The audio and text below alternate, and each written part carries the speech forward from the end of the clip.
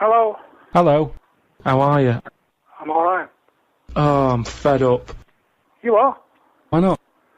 You're my neighbour. Yeah, I'm your neighbour, yeah. Why do you keep putting bins out? Who putting bins out? You. Knobhead. What are you on about? Who is it? Who's this? Chris. Who? Noah. Well, have you got the right number? Who are you ringing? I'm talking to you. Knobhead. Who am I? Knobhead. Well, you're a knobhead. I'm a policeman. You're a policeman, and if I get hold of you, get calling, I'll have you for this call now, because it's all taped, and I'll find out who it is. There's something wrong with you. Yeah, there's something wrong with you. You got a hairy bollock. There's something wrong with you. I'm glad I've got it all on tape, anyway. Do you want a cup of tea? Cup of tea? You'll get a cup of tea. You'll get me fucking fist up your fucking ass. That's Give what it a you'll go. get. Give it a go. Yeah, you better fucking go. I'm gay. Yeah, you're gay. You'll be gay when I fucking get you. And it makes you appreciate how good you feel. Hello, Hello. How are you? who's speaking? I'm alright. You're my neighbour. Neighbour from where? Yeah. Why do you keep putting bins out? I don't know what you're talking about, I'm sorry. Bullshit. The bin men doesn't come till a Thursday, it's Tuesday. You're putting bins out too early, there's foxes getting at them, there's shit all over the place. Excuse me, my bins aren't out. Who There's do you think dirty you're underpants shouting you at? keep putting in the... You. Say that again slowly. I'm talking to you. Knobhead. I know you're talking to me. Where exactly are you and There's who are dirty you? underpants you keep putting in the bin. I've told you it attracts foxes. Stop putting the fucking bins out through 2 fucking days early when they've got to sit there and it attracts you. And trying to sell me flats. These dirty, shitty undies all over the fucking pavement. I don't know whether it's one of these stupid joke things. I'm having a breakdown. Who's speaking? Okay then. You're my neighbour. Who are you? Who are you speaking? You're my neighbour. Where do you live? Why do you keep putting bins out? Where do you live? And I'll tell you where I live. I don't You want to tell say. where you live. My bins aren't out. Bullshit. Okay, what street do you live on? I don't want to say. You don't know what street you live on? Well, I bleeding out, you know what street I live on, you dickhead. I can't remember. You can't remember? Well, What I'm stop saying- ringing round and being out making an ass of yourself. My bins aren't out. If you're not prepared to tell me who you are, where you're speaking from, you're talking out your Bullshit. arse, mate. All right, to that. What I'm saying is, I'm mental. Hello? Hello. How are you? Alright. Oh, I'm fed up. Jack Daniels. Yeah. You're my neighbour. I don't know. Why do you keep putting bins out? What do you mean? Why do you keep putting bins out? What are you talking about? You keep putting bins out. That's what annoys me. Do you know what I mean? What do you mean keep putting what out? You keep putting bins out. There's dirty underpants you keep putting in the bin. I've told you it attracts foxes. Stop putting the fucking bins out through 2 fucking days early when they've got to sit there and it attracts you. And trying to sell me flats. These dirty, shitty undies all over the fucking pavement. Well, it's not mine. Right. Bullshit. What? Bullshit. Who the fuck are you? Yeah. You're my neighbour. Yeah, I'm sure I told you. What do you mean I'm your neighbour? Do it again. Where are you? You're asking for trouble. Tell me who you are. I don't even know what you're talking about. You're my neighbour. What a knobhead. What do you mean I'm your neighbour? Knobhead. Don't... Hey, who are you and where The do you bins haven't live? been emptied. What? The bin men doesn't come till Thursday. Why do you keep putting What are you bins out? talking about? You do me Where head do in. you live? Fucking hell. You see, you're making me look like a divvy. I'm not your fucking neighbour. Bullshit. There's something wrong with you. What a knobhead. Hey, there's something wrong with you for phoning me. I'm My name's not surprised Jack you haven't done it Daniels to start yourself. with. What I'm saying is, why What do you you're keep putting saying bins is a out? load of fucking shit, so Why? who do you think you're talking to? Jack Daniels. You're my neighbour. No, I'm not Jack Daniels. Do it again, and there'll be trouble. Listen, who are you and where are you? Yeah, I'm sure I told you. What? I'm talking to you. You Knobhead. haven't told me anything. Where are you? Karl. Alright, I'm What? Carl. Be calm. Karl. Be calm when I get a phone call like this. Karl Pilkington. What? Who are you? Why do you keep Where putting are bins you? out? Who am I talking to? Well, it's not Jack Daniels anyway. Bullshit. Jack Daniels? Why do you keep putting bins out? Just get sick of it. Listen. You're are you asking for fucking- trouble. Are you fucked in the head or what? Piss off. Piss off. You've just accused me of doing something like that and I don't even know who you are. Bullshit. I'm Oh. surprised you haven't done it yourself. Where do you live? Where do you live? There's something wrong with you. Because I'm busy. There's something wrong with you, you daft swat. No, but I get enough abuse now. I'm mental. You're fucking mental, alright. I'm having a breakdown. You're having a breakdown? I've been through a Fucking load will of do if trauma. I get hold of you. I can't handle it.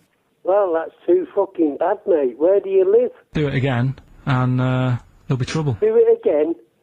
What do you mean, do what again? You're asking for trouble. Am I? Stop putting the fucking bins out. Come and see me if you think you know where I am. So I'll see you there. Well, where am I? And where are you? Doesn't matter. Doesn't matter. That can go either way. What? I'd be very surprised. You'd be very surprised what? What I'm saying is, I'm not that happy with this. Happy with what? I mean, there's rubbish everywhere.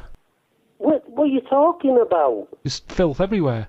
Where are you living? I don't even know what you're talking about. You keep putting bins out. You're doing me head in. But what can you Putting do? things out where? What is wrong with you people?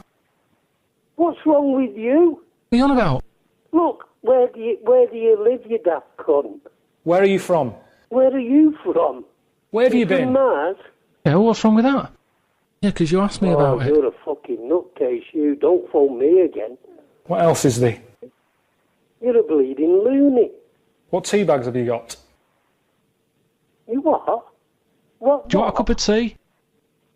Hello? Oh, you're gone, aren't you? Do you want a cup of tea? Do you want to go to Park House? Why? Because I think that's where you should be. No, you're not doing that. Pack it in. Pack it in. I'm just not happy with this. Don't phone me again. Well, which order would you say You're a works in? nutter. It's not worth it. It's not worth it, mate. No, it's not, because you're fucking balmy. So You live and you fuck off. learn. What I'm saying is... That's not normal, is it? Hello? Hello? Hello? How are you? Who is it? Oh, I'm fed up.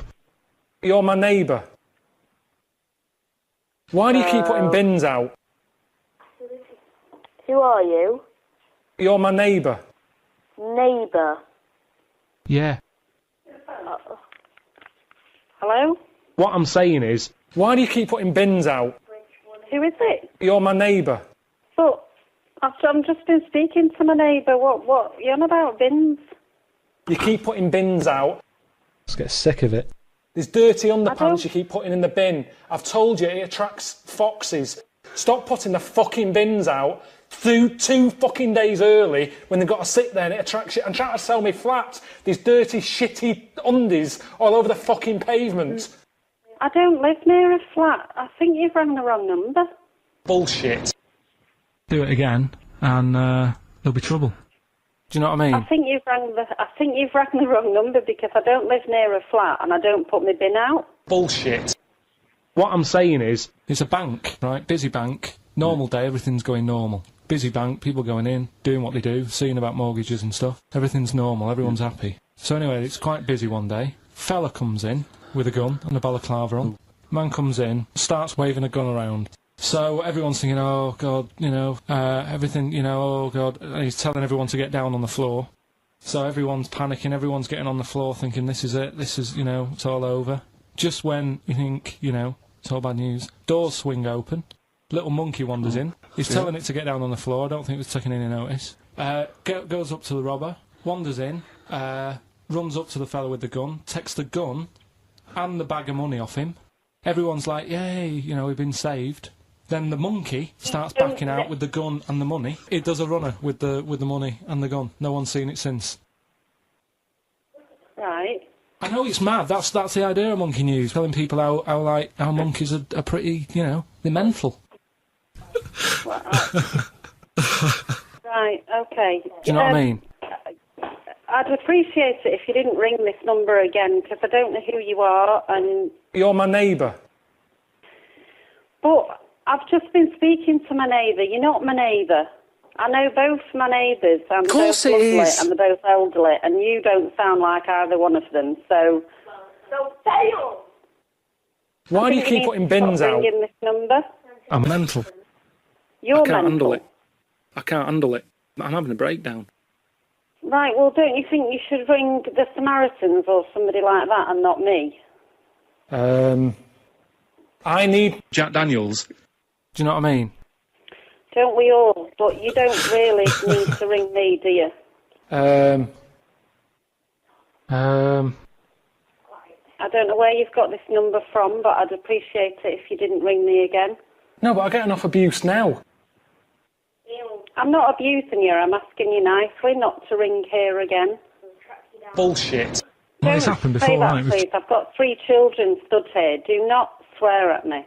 Well, it's happened before, right? We've talked about that before. We haven't talked about it before. I don't know who you are. Yeah, I'm sure I told you. You're my neighbour. Fucking hell. You're not my neighbour. I know Fucking all hell. my neighbours. I live on a quiet little road. I know all of them. You are not my neighbour. Fucking hell. What a knobhead. You see, you're making me look like a divvy. Swear at me, please. Yeah. Really. Fuck off. I beg your pardon. Piss off. Where exactly do you live? I'm not very good with words. Where do you live? Do you know what I mean? Yeah, because you asked me about it. Where do you live? What did he say? If you're my neighbour, where do you live? What road do you live on? Come on. You see, you're making me look like a divvy. Where do you live? This is where it gets weird. It's getting very weird, because you're not my neighbour, so... You're asking for I'm trouble. going to ring the police, because you're annoying me now. What I'm saying is, I'm a policeman. You're a policeman? Yeah. I'm a policeman. I'm Dr. Sexy. Right, well then you better arrest yourself then. I'm Dr. Sexy. How big's You're your a cock? doctor. How big's your cock? I'm sorry, but this is getting weirder by the minute now. Listen, go and ring somebody else, because you're clearly not a well person. Why? Why? How have you got this number? If you go to places that you're in danger of being kidnapped, you're meant to have a code word. They've got a bag over your head, gun to your head or whatever. Tell them you've been kidnapped and you go... They've got a bag over your head, gun to your head or whatever. Tell them you've been kidnapped and you go, Congress tar. And they go, bloody hell, he's been kidnapped. Before you know it, the A-team's coming in. Hello? How are you? I'm alright, how are you? I'm alright. Very good. How'd you go on in Portugal? The bins haven't been emptied. Oh, you again? Why do you keep putting bins out? Me? Give it I a told go. you before, you got the wrong number. I don't know who you're Bullshit. talking about, so fuck off. Bullshit! Right, have you got that now? Are you fucking daft or what? I'm a policeman. Are you? Basically, right, I'm mental. Oh, I know that. I can fucking gather that. I'm having a breakdown. Have you? If I'm not me, what am I? I don't. A fucking nutcase. Now go away. I mean, there's rubbish everywhere. Hello, Hello. How are you? I'm brilliant. How are you? I'm alright. Graham. Yeah.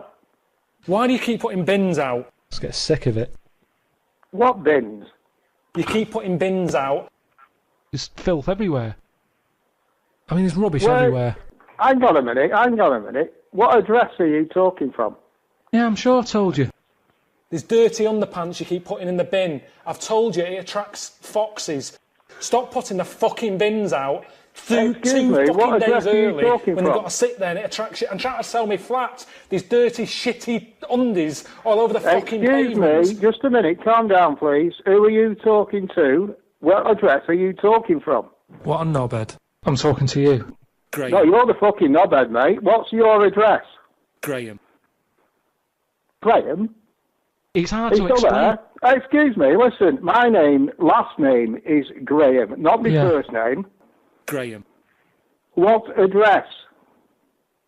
I don't want to say. Why not? It's not worth it, mate. Well, It's I don't not know who worth you it. are. I don't know who you are. I'm a policeman. You're a policeman? All right, I'm Karl Karl who? Pilkington. Karl Pilkington. I don't know a Karl Pilkington. You're my neighbour. Which address? Tell me Well, the which address. order What is my address then? Well, which order would you say it works in? No. Listen, what address do you think I live at? That's what annoys me. No, Bullshit. you tell me. Fuck off. What address are you phoning from? I'm not gay. Who says you are? Come on. I think you want to get your head sorted, mate. No. I need Jack Daniels. Do you know what I mean? I don't know who you are, and I don't know what you're talking about. I'm just not happy with this. It's not my problem.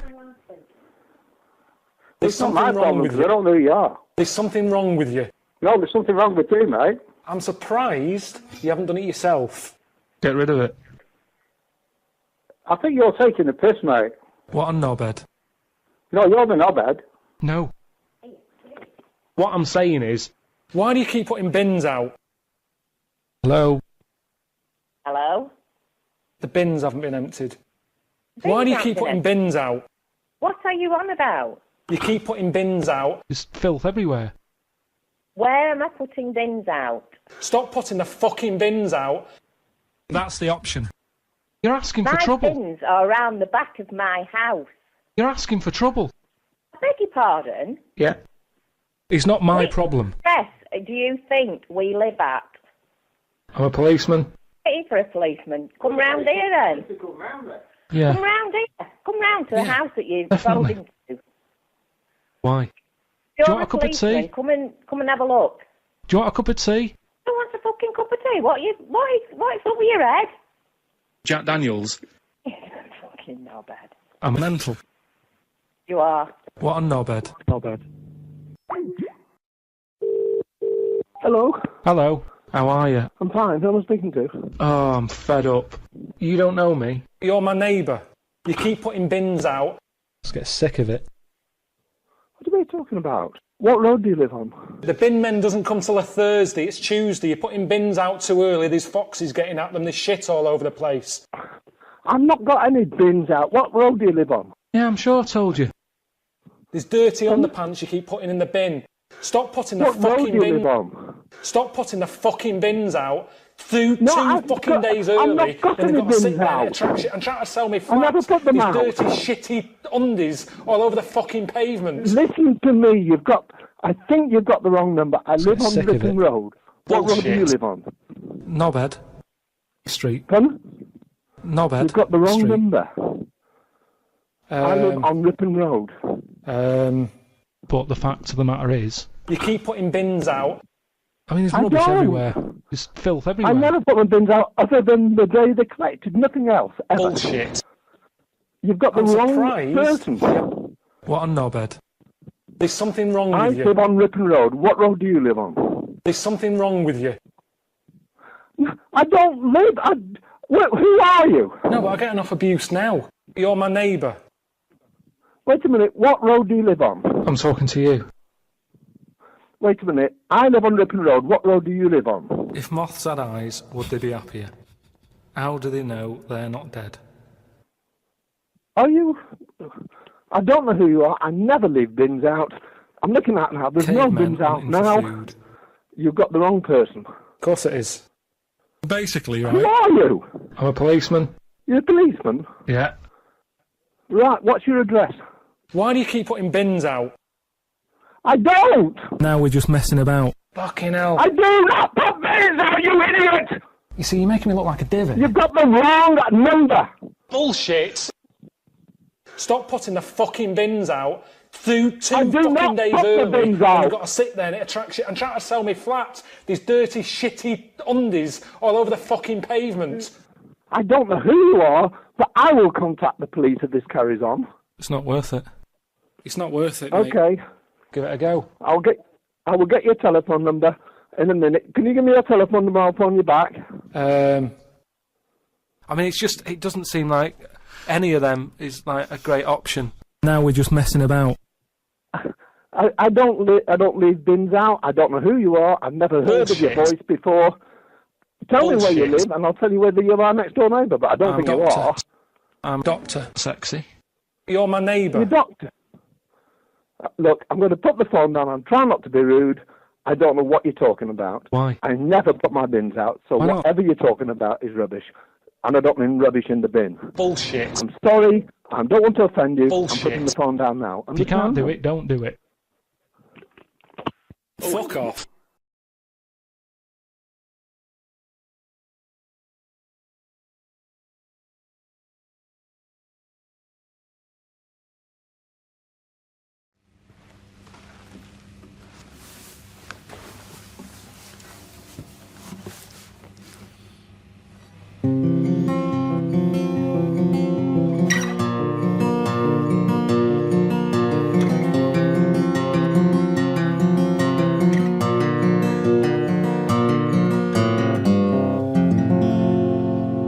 Hi. Welcome to Learn Guitar with David Brent.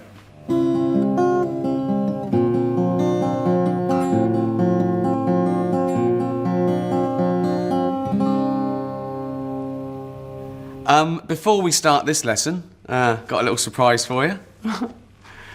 Just to spice things up. Literally. Remember this guy, Dom, from Equality Street? That's going down a storm still. Yeah, people love the rap and that. Yeah, well, I like the tunes as well. I've got another tune for us to do together. This one is it's a little bit reggae, a little bit calypso, hence the, you know. And have you got a rap for it? Yeah, I wrote a rap. It fits, I think. Like there's like a little sing-songy bit as well. I was gonna get this girl Tanisha to sing it, but then she got busy with prison and that. So if you can, it's just not like a problem. lines. Not a problem. Yeah? Not a problem. Cool. Yeah. The rap hasn't got anything about dwarves and wheelchairs in it it's at this time. It's a different concept. Good, because you know I love dwarves and people in wheelchairs. You know, in fact, I would love a dwarf in a wheelchair as a mate. I've said that before. You never said that. I do, yeah. But you know, in song form, it's a downer. You know, keep that sort of thing to documentary. Right, so, yeah, it's as I say, it's sort of world music. It'd be good with get the band round it. So you know, a little bit of clip. So steel drums, all that. Maybe some real African vibes from, you know, stuff like Paul Simon. And, yeah.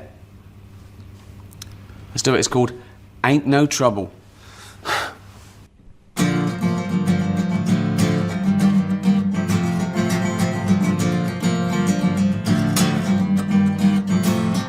I can work all day just to earn $1. I can break my bone.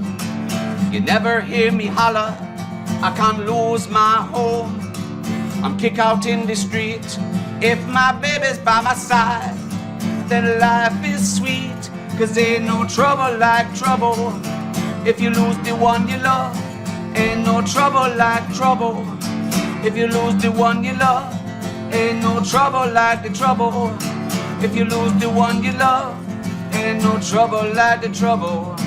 If you lose the one you love, you can take my eyes, Lord, leave me blind. You can make me lame, Lord. I'm sit on my behind, and I still won't beg, Lord. And I'm no hero if my baby's by my side, Lord. You've taken 0, ain't no trouble like the trouble. If you lose the one you love, ain't no trouble like the trouble. If you lose the one you love, ain't no trouble like the trouble. If you lose the one you love, ain't no trouble like the trouble. If you lose the one you love, I could lose my job. But it'll be fine, 'cause I can still find the odd snob to rob. I could get chucked out of my mum's house, but it could be fun sleeping rough when the sun's out. Lose my voice, but I've managed to still do some sick rhyme damage with sign language. Take what's mine. Almost anything, Xbox, wedding ring, fish tank, terrapin. Poke me in the eyeball, pull out a gun, say something spiteful about my mum.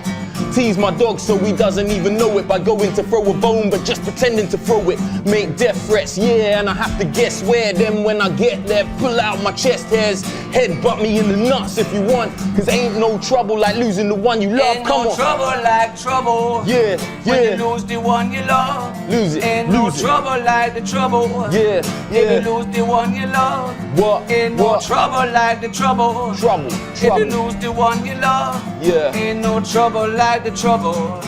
If you lose the one you love. Oh. Oh.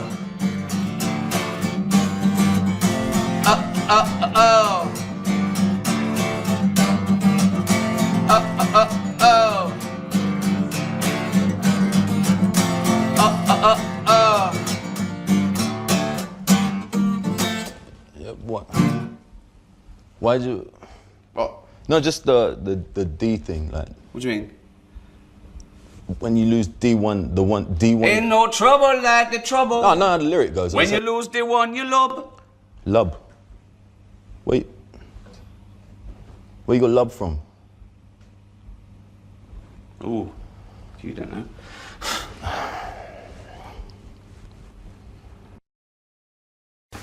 Right, this song is about my favourite place in the world, Slough.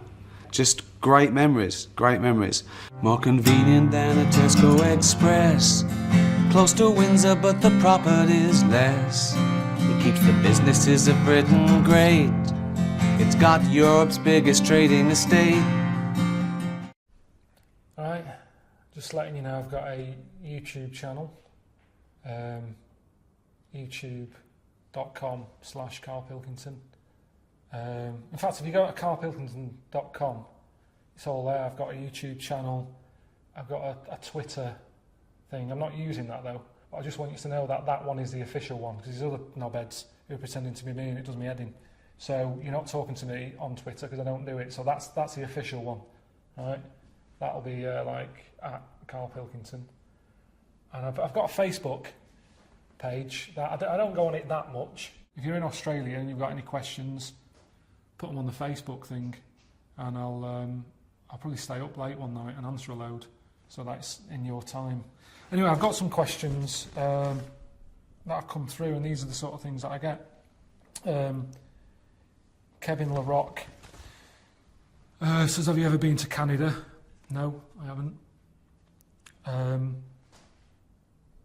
James Duran, is there any plans for Karl to visit Australia in the near future? No, that's why I'm doing these videos. It's too far to go. Probably easier to sort of go to the moon in a way. It's easier on the body because there's no sort of jet lag there. When you get there, you can stay up. You can stay in your own time frame, can't you? Go to Australia, it's like 12 hours difference. So I'd rather go to the moon than to Australia. That's mental. Jason Cox says, hello, my wife and I are watching your show and moaning a life. Cheers. Everyone's always nice on Facebook.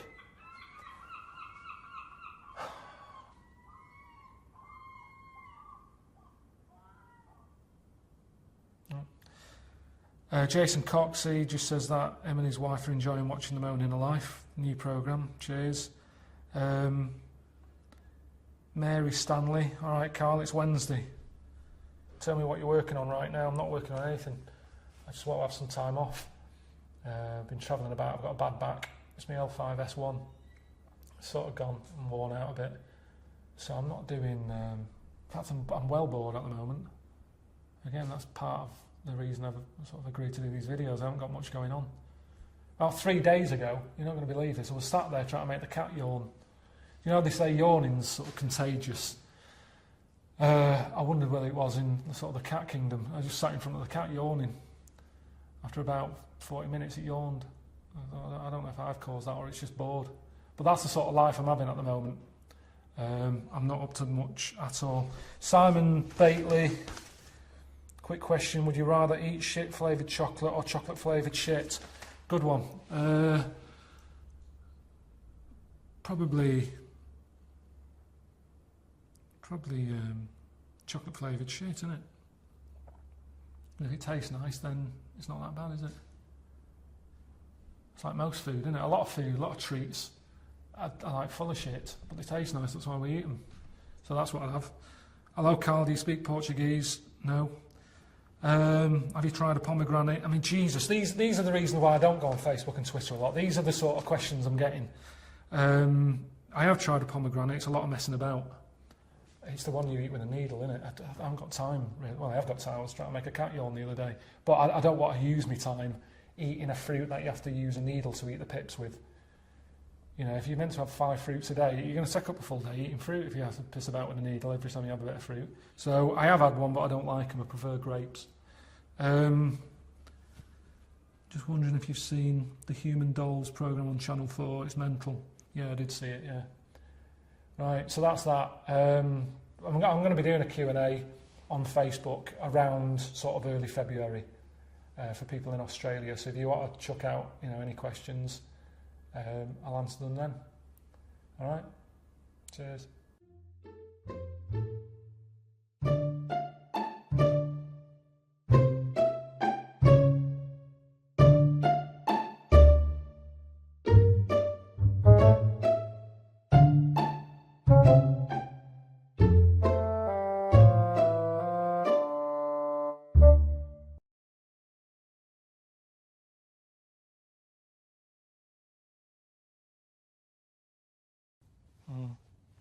See, out of all the places, this is the place that I'm worried about the most. Why?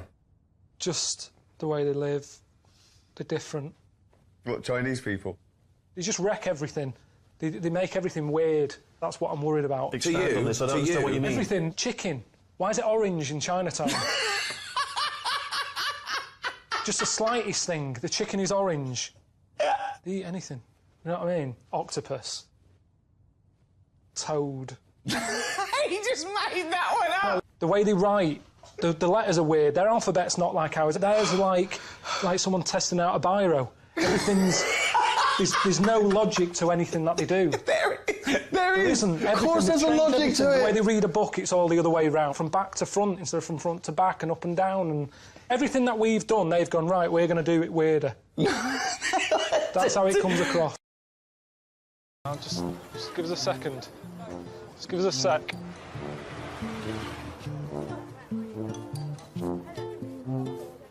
You are kidding me. Have you seen this? Have you seen the things? There's no doors or anything.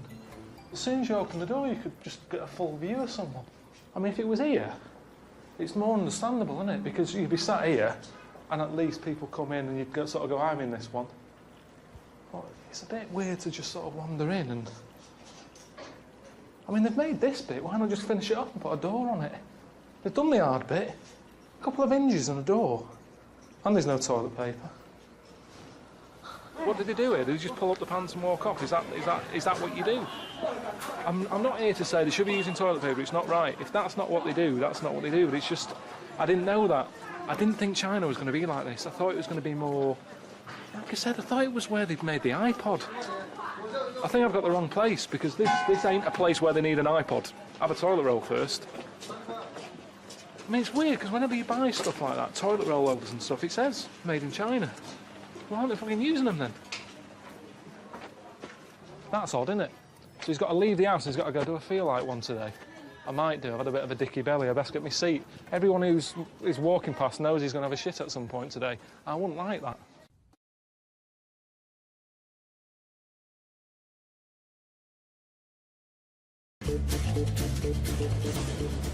Whoa! What's the rush? It's been here for 4,000 years. What's he doing? Oh, my arse. This is mental.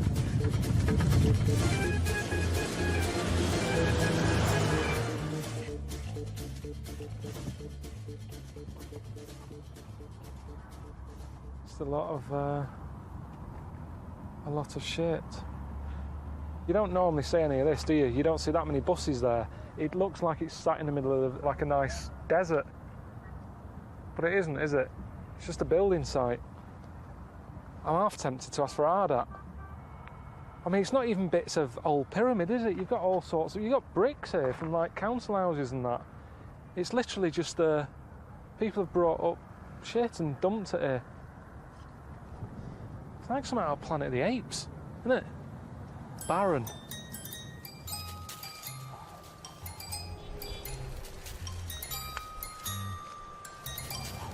It's like a little tornado, isn't it? Yeah, you don't see that in the brochure, do you? Shitty old nappy whizzing through the air. I tend to leave that out. You see, I've always wanted to see a tornado. That is on my wish list before I die. Because it's natural, it's a natural thing that I don't understand.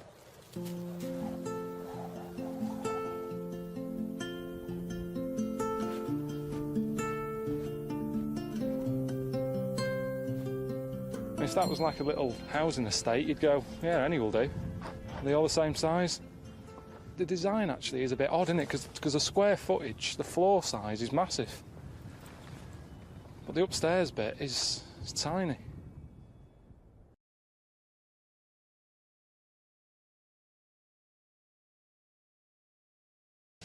Yeah, I'm not going to change your mind. I'm not going to come here and say, you know, it's all right, but it's not that amazing, is it? It's like telling someone that the kid's ugly. It doesn't matter how ugly that kid is. The mum and dad love it to bits. And I didn't want to say, but when I was looking up, I thought the chin looks a bit big. It's like that. All the rest of it is brilliant. The proportions, his arms and that, his body, but they just need to chip away a bit more, I reckon, at the chin. It's a bit sort of Jimmy Hill-ish. Say if I get back home and someone says, "You've seen Christ Redeemer?" I go, "Yeah." And they go, "What's it like?" I'll probably just say it's like a big ornament. Do you know what I mean? It's like something me Auntie Nora would have, sort of next to the telly. But I'd say if you're going to come up here, it's not about that. It's about that lot. It's about coming up here and seeing all the view there. Knock that down. You still get a crowd coming up here. Just stick anything there. Stick a cafe there, and people would come up here. You can charge as much as you like because you've got nowhere else to go. You're trapped. You're dying of thirst. Charge about £4 for a can of Coke. The only mistake I made is I said, like, he had a chin like Jimmy Hill. And after that, people told me it's not his chin, it's his beard. But it doesn't look like a beard. So they could have just done with chipping a bit more out, make it look a bit more airy. I was saying that there's so many sort of flying ants around there. I imagine the workers going, "I've had enough of this. Does that look like a beard?" "Yeah, it does, Bob, let's go. I'm not hanging around here." That ruined it a bit. I don't know why there's so many flying ants up there. Ants shouldn't have wings. I mean, when you see them walking, they're all over the place. They sort of go forwards and then come back exactly the same path and shoot off over there and come back again. If they're not good at walking, they're going to be useless with wings.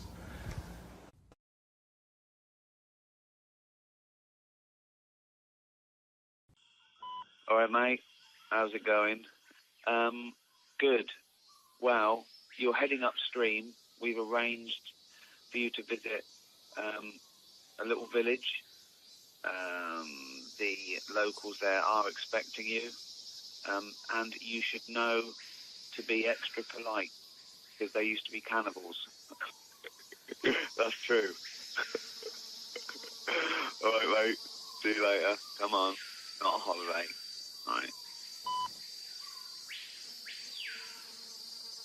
Is he having a laugh? I mean, what does he mean they used to be cannibals? I mean, what are they doing now then? What happens if it's just I'm like a rare delicacy that triggers something off? We haven't had a white man for years.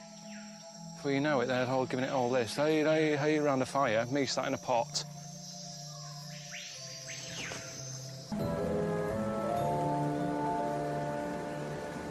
Right, didn't wave back, so that's... They don't know what that means, or they hate me already, I don't know. Nothing again. I'm not doing it again, it's embarrassing. It's like asking someone's name 3 times and not hearing them. Are they smiling even? This is proper, isn't it? This is like proper tribe.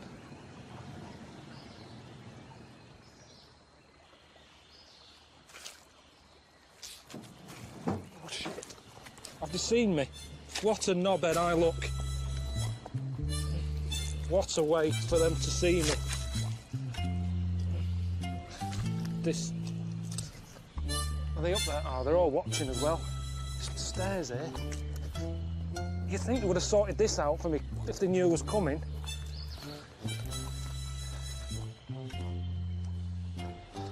Do I want the bags yet? All right. Okay. He's glad to see the back of us, isn't he? See you then. Look at him, he can't get out of here quick enough. He knows more than I do, obviously. Look at him. Not hanging about, no waving. Raymond! Raymond! Anyone watching at home, he does do tours.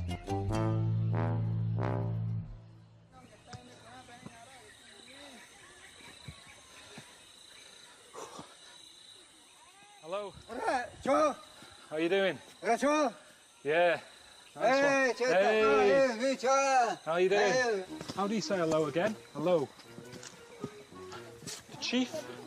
Around? Presidente. Presidente. Presidente. This is going to be hard work. See, I don't like that. I don't like the big, all the attention. That's one of the reasons I haven't got married. All that photo, everyone's looking at me. You know where to look. Women there, we're now on stuff. It's like, what's going on? All right, what's he saying, Aldo? What? What's that? Hang on, hang on. Hang on a minute. Where are you coming? That's what I say. Why am I coming? Where are you coming? I'm coming here. Ricky and Steve, my friends, asked me to stay here on the way to Machu Picchu. I've just been explaining to a fella here that I'm on my way to Machu Picchu. Need somewhere to sleep. On my way. I'm gonna be staying here in a tent. Right, let's get on with it. We've all got stuff to do. God. There's a woman with an axe. Right, and she's not wearing the stuff. It's like she didn't want to join in. It's mad, isn't it? No matter where you live, there's a nutter. Whether it's on a council estate in Manchester, London, in the jungle. There's always one who doesn't want to join in. Swinging an axe about.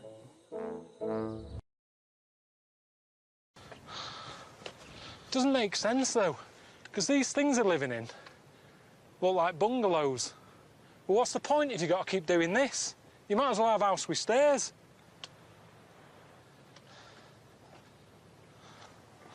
A bit more pleasant. For fuck's sake.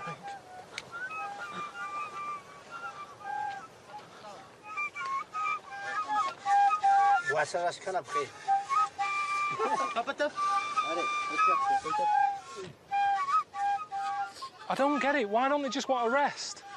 They've been walking up there with all these bags, out of breath, and now they're wasting breath, just making a racket. I mean, that doesn't even sound nice to me. That's not relaxing. They're all doing their own thing here.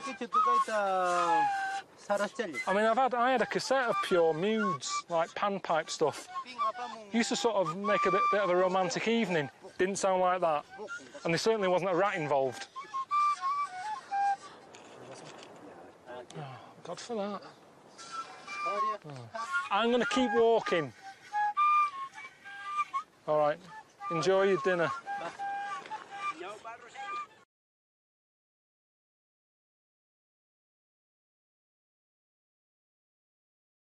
Little drink of tequila to smoothen your muscles and give you a little bit of strength. One kind of tequila, they put worms in it. And it's a very nice thing to offer the worm to the guest. What is wrong with you people? May we split? Just piss-arsing about on bulls, drinking worms. I've been wrestling. I've only been here about 3 days. It's like everyone's daring each other to do something stupid. Get on a cow, get on a bull. Hey, let's have a wrestle. Eat a worm. Do you know what I mean? It's never ending. It's just... Actually, for us, this is normal, man. I know, but that's what's frightening.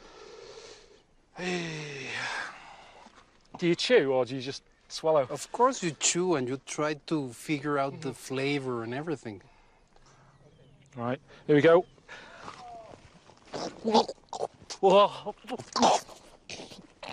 Swallow it.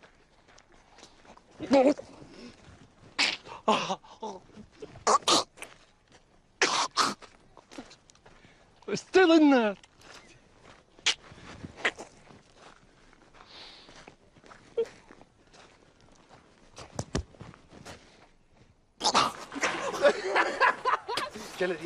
Oh, God. Oh, fucking hell, man. I don't bend over because I'm going to be sick. Right, well, okay. Let's jump inside.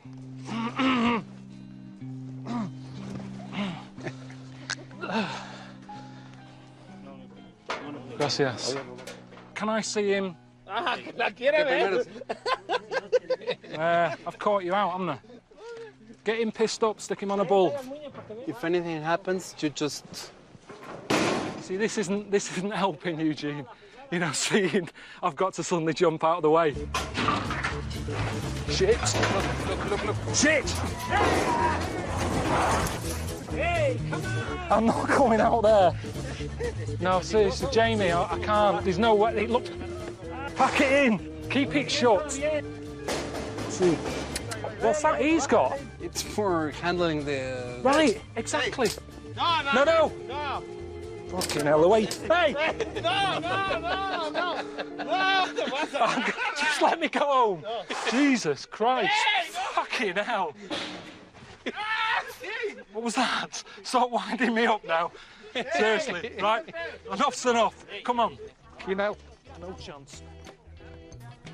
Carl, get it. Come back, man. Carl, it's your turn. No, Carl, no, leave it. Seriously, I've ridden a horse, I've had a drink, I've eaten a worm. Carl, come back. No. Load of bees here. He's anywhere safe.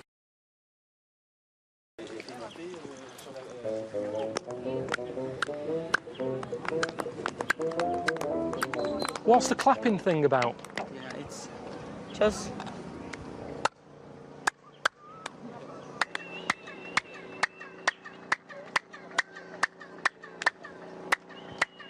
Oh, now I'm hearing it. It's like a boing, boing, boing. Is that me doing that? Just fluke though, innit? That can't be. Whoever designed that didn't say to the builder, right, listen, I need some sort of structure, some sort of platform that we can cut heads off. We want the head to roll down, and then just at the bottom something where I clap and it sort of bounces back. That just wouldn't be on the to-do list.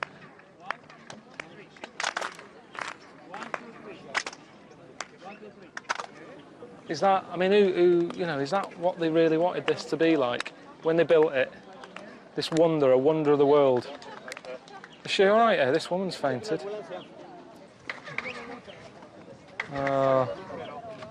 You see, though, look, everybody loves it. It gets a bigger crowd than the wonder now, because people go, what's going on, Elsie? I don't know, get the camera out. I think they're dying. Okay. No, she's still alive. Let's move on. Yeah, ambulance now.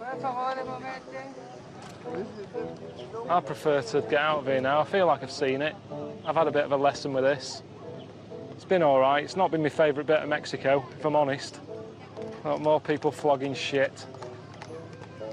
I'm half tempted just to sort of fall over like that woman and get a lift home.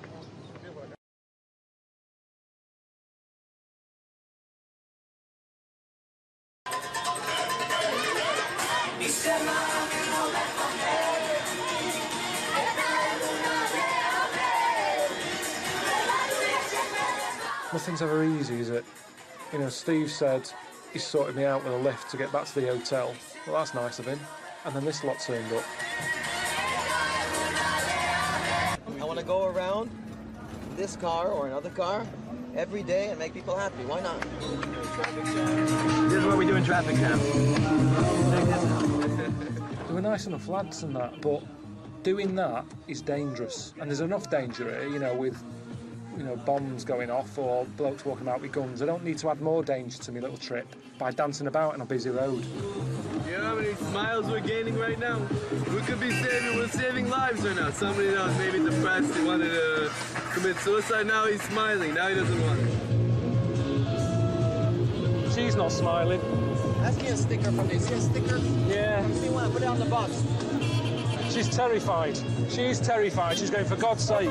She went like that and locked the door. That's a public box. All right. The lights are changing. Lights, lights, lights, lights!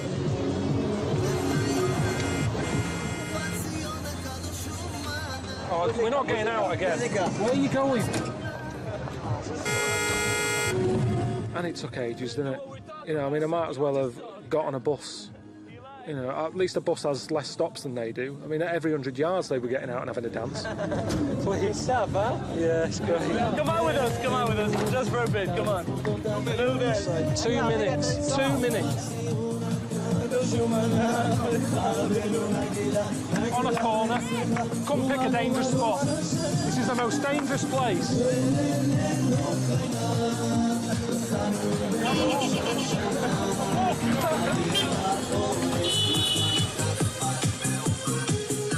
Yeah, I felt a bit bad about jumping out and legging it, but I don't like dancing, do I? You know, I don't dance at weddings, so I'm not going to start doing it on a dual carriageway, am I? I mean, you're right, there is a lot of misery in the world.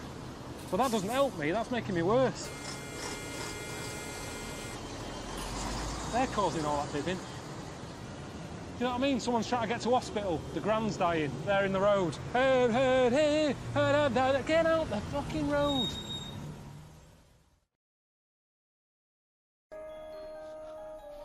Right. Yeah. I can't even go in it. That's ridiculous. I mean, that's useless, isn't it? Who's put them there? I mean, look. But my point is, you're sat in there, and that's your view over there. If you look here, point proven. You're better off living in the hole, looking at the palace, than living in the palace looking at the hole, aren't you? So Ricky and Steve can say I'm a knob. But I think that's my point proven, isn't it? But I wasn't just talking about buildings, I mean in life. Even being a good-looking person or an ugly one. In a way, you're better off being the ugly one and you get to look at nice things. You're looking at the nicer-looking people. Doesn't matter about being ugly, how often do you look at yourself anyway? Same thing. Be the ugly one, look at the nice one.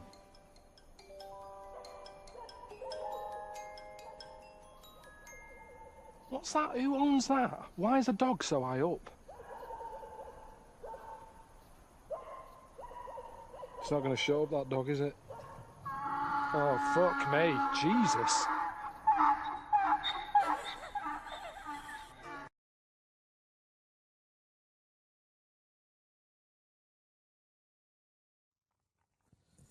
What's this in The Guardian? Guardian Guide. Pick of the day. All right. Oh, pick of the day. This will be a good review, then.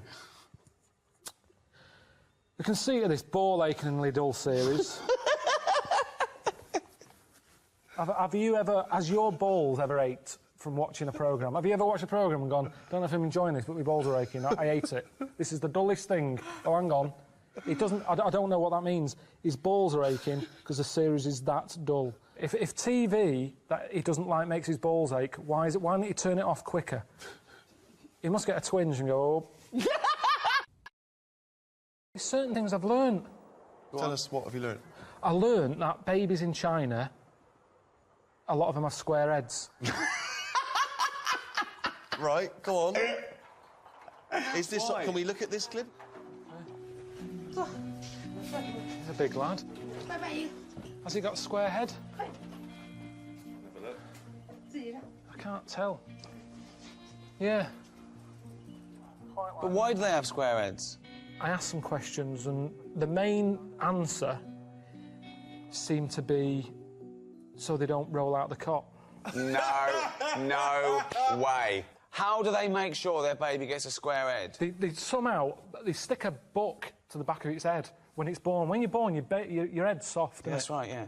Did your mum strap a dinner plate to your head when you were a kid? What Yeah, what? A ladle.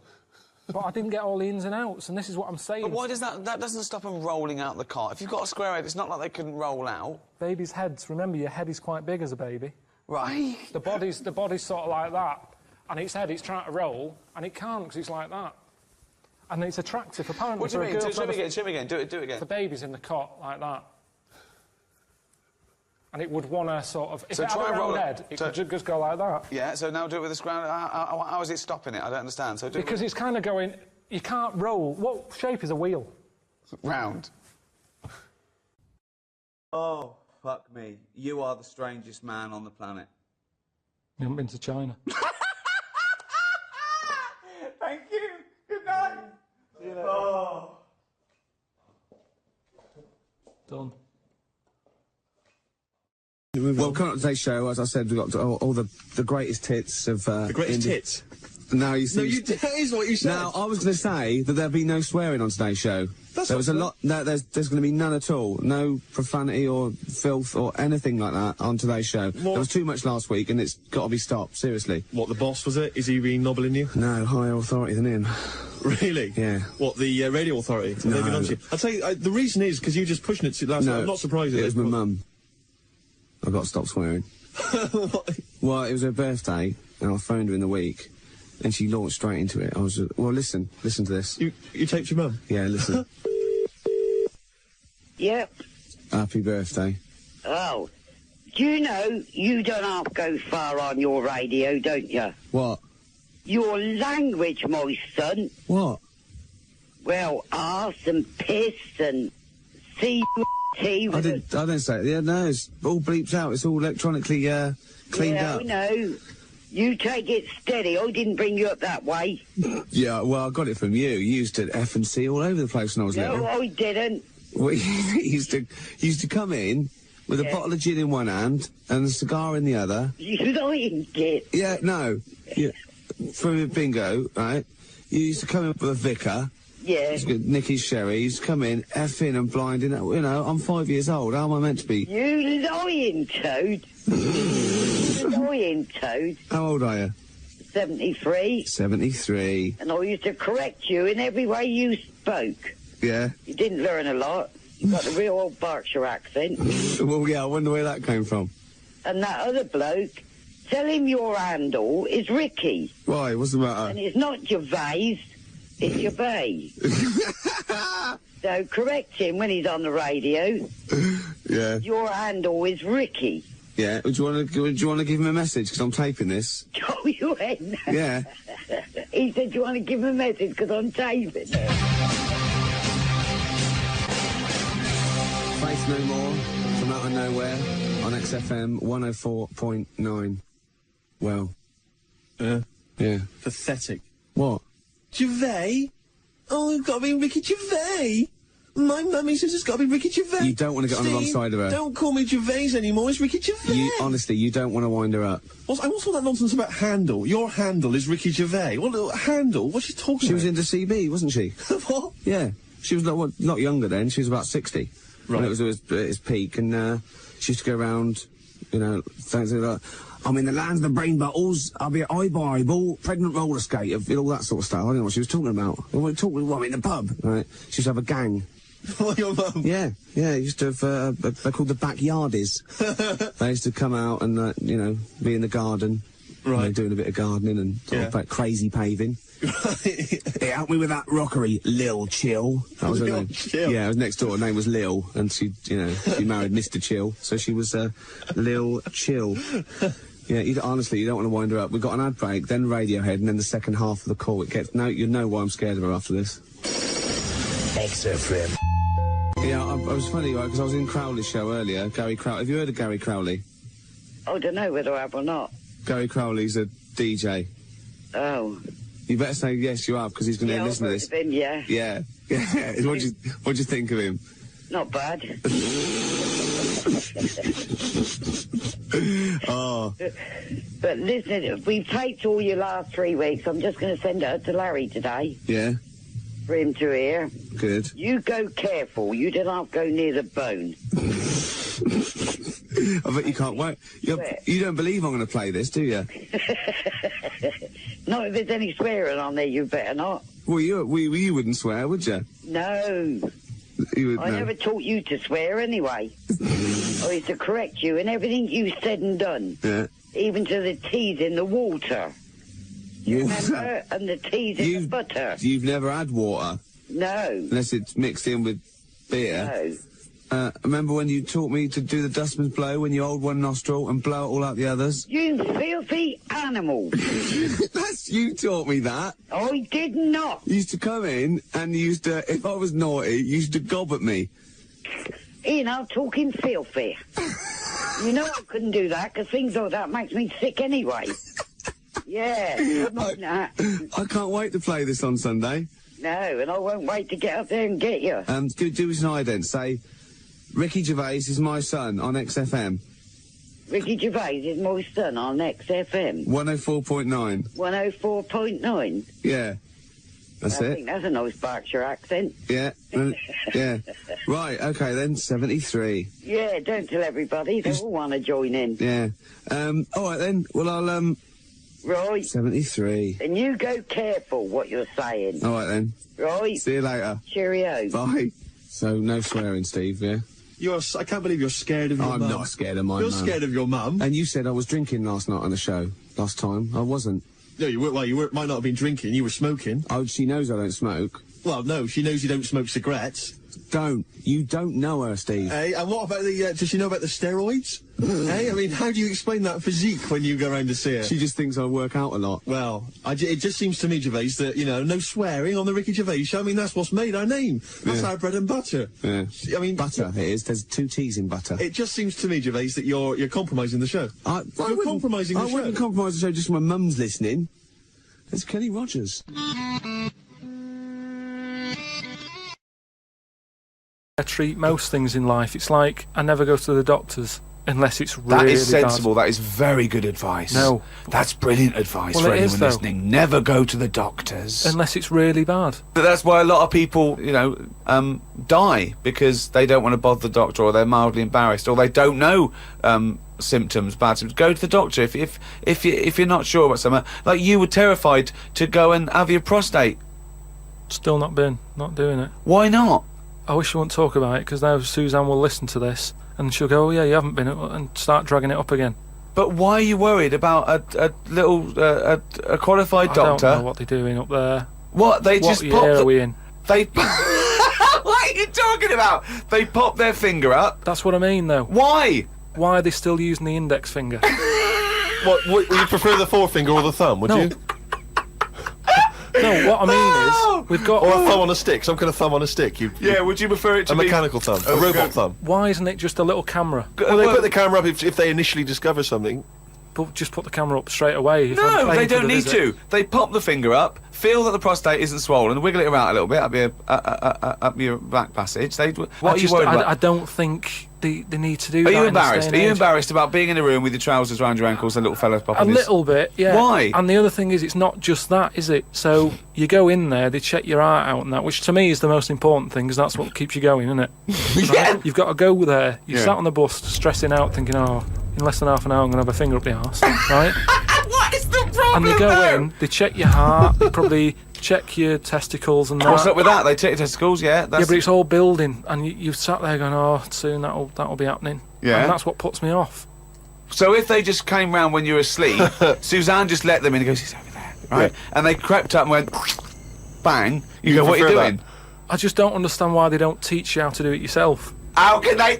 Wow! How can they imagine you squatting in a corner with one hand on your bollocks and the other finger up the arse going, it seems to be all right. Carl, you don't understand the phrase, a stitch in time saves nine. I don't think you should be doing any kind of invasive medical research in your own human body. But then... Who knows what trouble you're going to cause? No, but then at least... You would get stuck. Yeah. You would get stuck. Suzanne would come out, your fist would be up your own arse. I was listening to the radio in England a few weeks back, Radio 4, quite highbrow. There was a discussion about political correctness. My name came up straight away, right? And there was this woman on there going, oh yeah, well it's not right. Ricky Gervais, he makes jokes about fat people. He wouldn't make jokes about gay people, would he? And being fat is like being gay. What? No, it's not. What? You can't choose your sexuality. As we've established, you choose whether to eat too much or not. You know, with your sexuality, you're born, you grow up, you discover you like same-sex relationships, and that's it. You're gay, okay? For being gay to be the same as being fat, you'd have to be born, be straight, grow up knowing you're straight, but gradually and consciously wean yourself onto cock.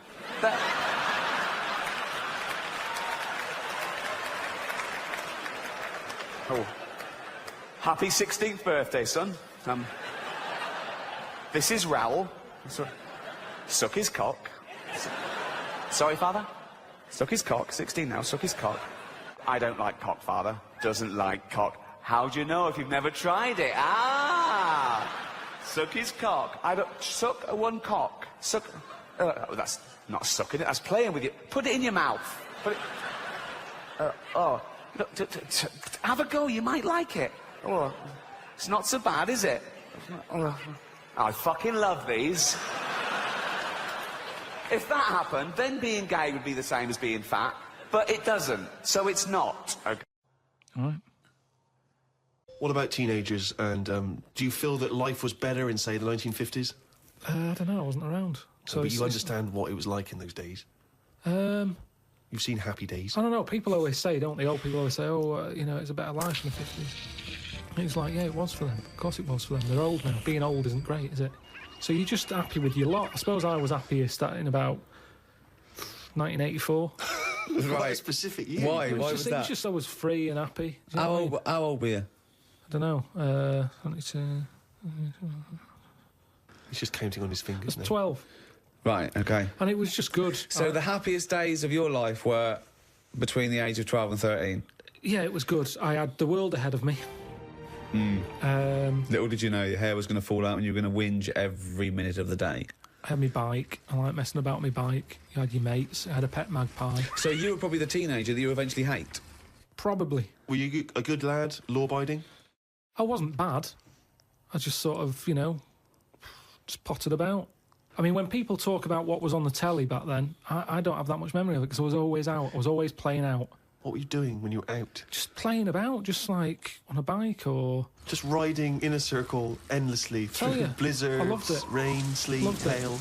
I never seemed to be in. I was always... When everyone always goes, where were you when Band-Aid was happening? I was always out on my bike.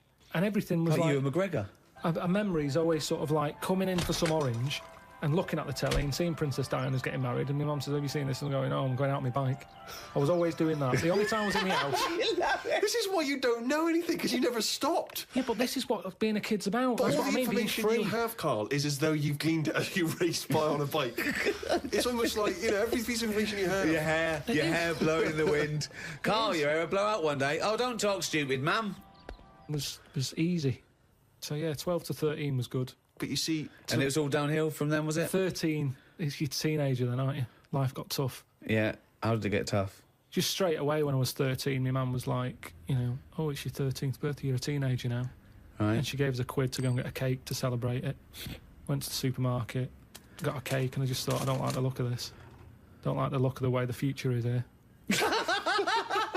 On his 13th birthday! Well, you were buying a cake. What did you see at the supermarket? It was kind of like, I don't know, I suddenly felt grown up. I didn't like it.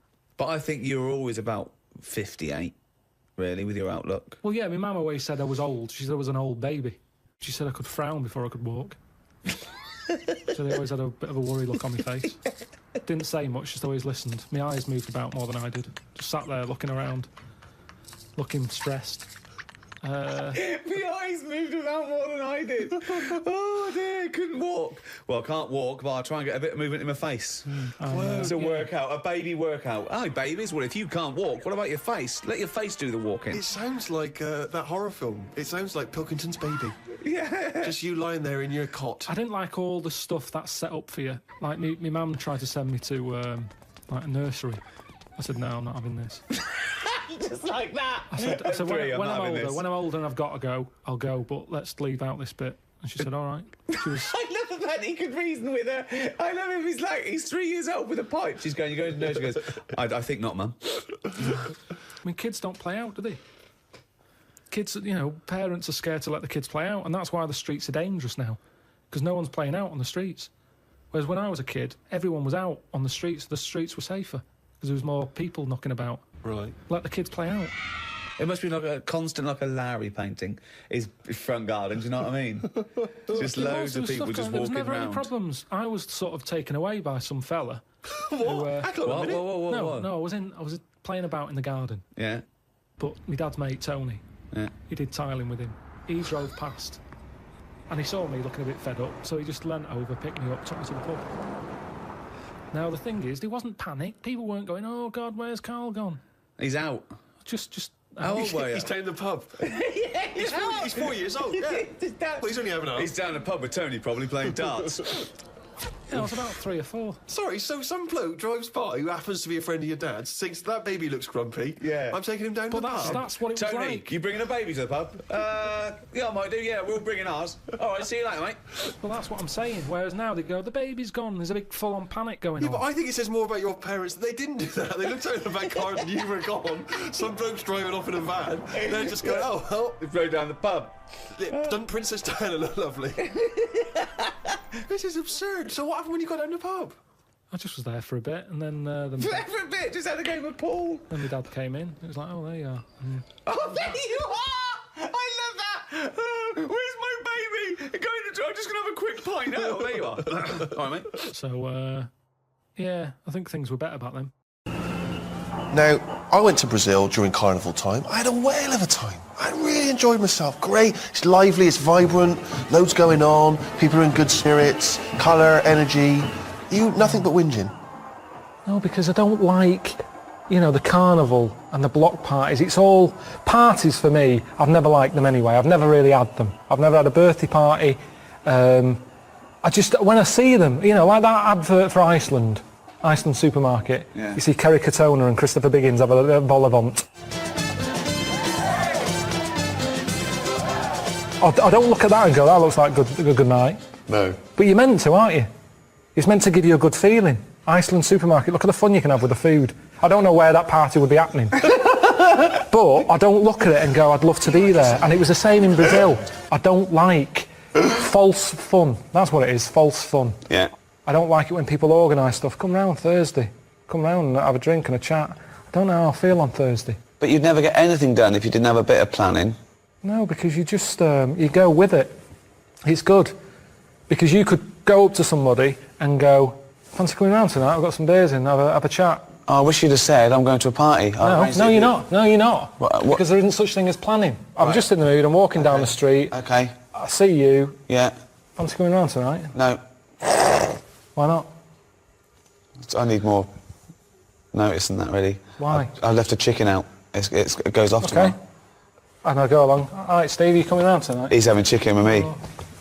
Well, no, but I didn't know that because we hadn't arranged that. Yeah, you hadn't so arranged I've got something going on, Rick. Sorry. Oh, sorry. Yeah. I can't eat a whole chicken. Do you want a chicken? Okay. And there you go, you see. So my night is better than yours. I'm eating your chicken. I'm having a free night out here because there was no planning going on and I'm getting a free night of chicken. What? Now, imagine if on the Wednesday before you went... What day is it now? What day was today? Tuesday. So Tuesday, we're all walking down the street. I always get emails from people going, are you coming out next week? I don't know. I don't know. You don't know. I don't like it. Long term. No.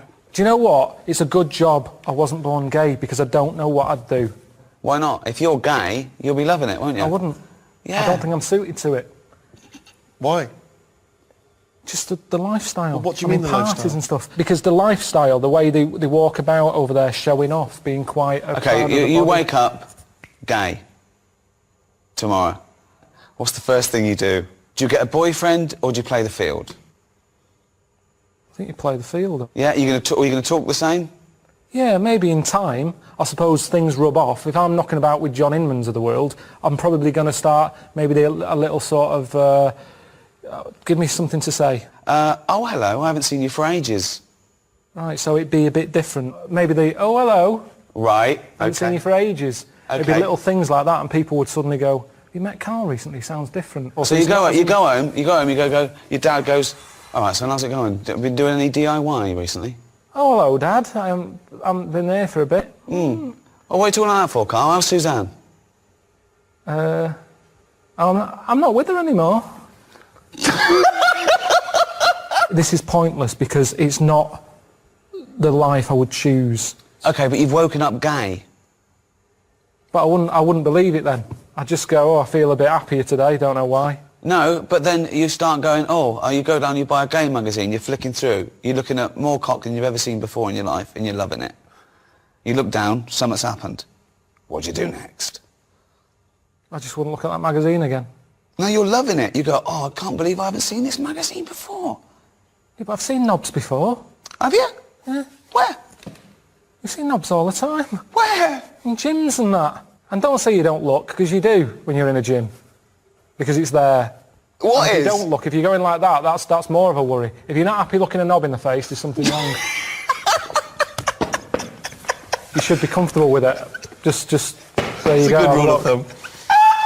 Wars in Iraq, But I don't terrorism, need it doesn't to mention now. anything. But that's all being wrote about anyway. If you're saying there's a museum that's keeping everything, there's loads of other books for that. Who's looking at the fella whose skulls fell off? What? We see. It's interesting, isn't it? What do you mean the fellow whose skulls fell off? Well, that's what happened the other week, so I wrote about it. What? A fella's skull has fell off. What do you mean his skull has fell off? It's something to do with circulation.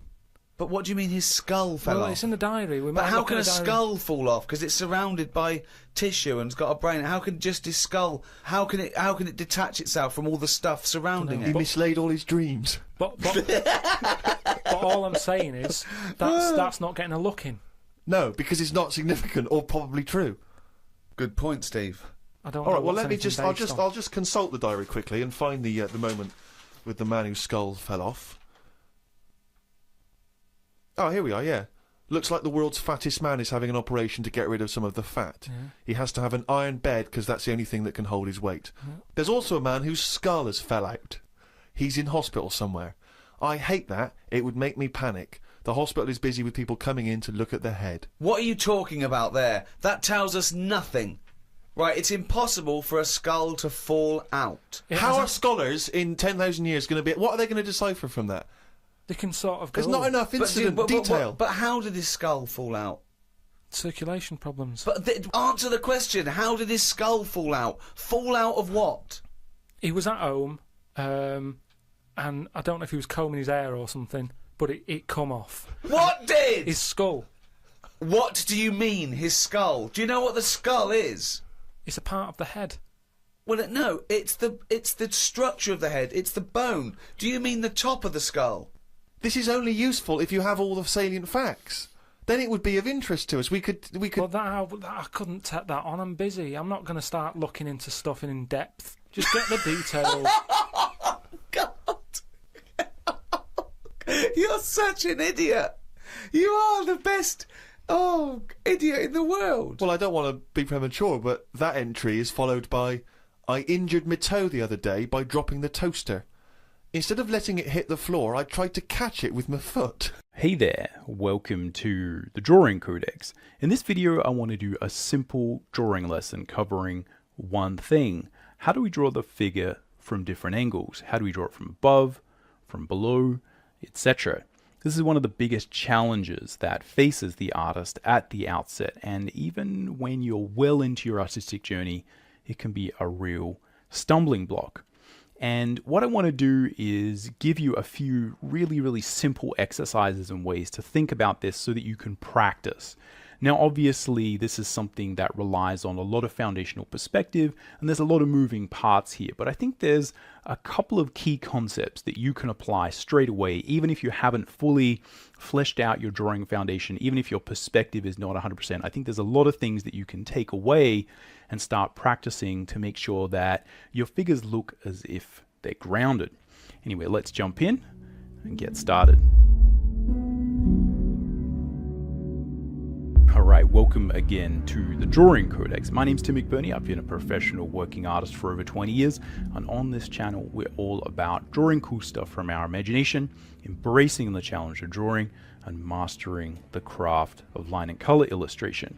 If you want to learn more about line and color illustration, you can check out my free Quick Start Guide. It gives you my basic advice for how to get up and running quickly in Photoshop with a line and color style. I go over how to build a simple, reliable process in Photoshop, and I give you my tips for going from thumbnail to the finished image. I also give you all the brushes and all the basic stuff you need to get up and started with the line and color style. This is where we create worlds with simple line and color. So it's not like there's a lack of information on these ideas of how to draw the figure from different angles. The basic idea, as should be pretty obvious, is that we combine the simple idea of taking a mannequin, of taking a stick figure, and then we basically just rotate it in space. The problem is that's easier said than done, and it's hard to know how to approach it. In the same way, you can read Andrew Loomis's book, Figure Drawing for All It's Worth, which is great, and it has a lot of information there. But again, I think the challenge for me when I was figuring out how to do a lot of this is, what do I start with, and how do I actually make that apply not just to the standard human anatomy, but maybe how do we make it apply to more cartoony things as well? I think what I want to do is, again, try those two dual concepts. One is, again, how do we draw the standard mannequin, but also maybe something a lot more cartoony may also help us to understand how this functions, so I can demonstrate that to you. But basically what I want to try and do is give you a simple exercise that you can go away and either follow along with me or take with you and just practice in your sketchbook as you go. Now, this is one of those concepts that I think is really important. And when I was starting out, again, I'd have ideas and they'd often be stifled by the fact that I couldn't draw characters from all sorts of different angles. And it took me a long time to really figure out, how to do that. But I think it's important to note that often when we are drawing things that, you don't always have to draw things from crazy angles. Not everything has to be some ridiculous, amazing angle, where you're drawing stuff from a crazy, sort of action pose where there's a million characters. You can see, right, like this panel here is a little bit like that. There's tons of characters, they're all fighting. Camera's low. That's important. That's a little bit different to what I want to do. And again, in this exercise, because in order to do that, you kind of have to begin with the basics. You sort of have to really, really understand the simple way that perspective and boxes and box sort of logic or theory relates to the figure.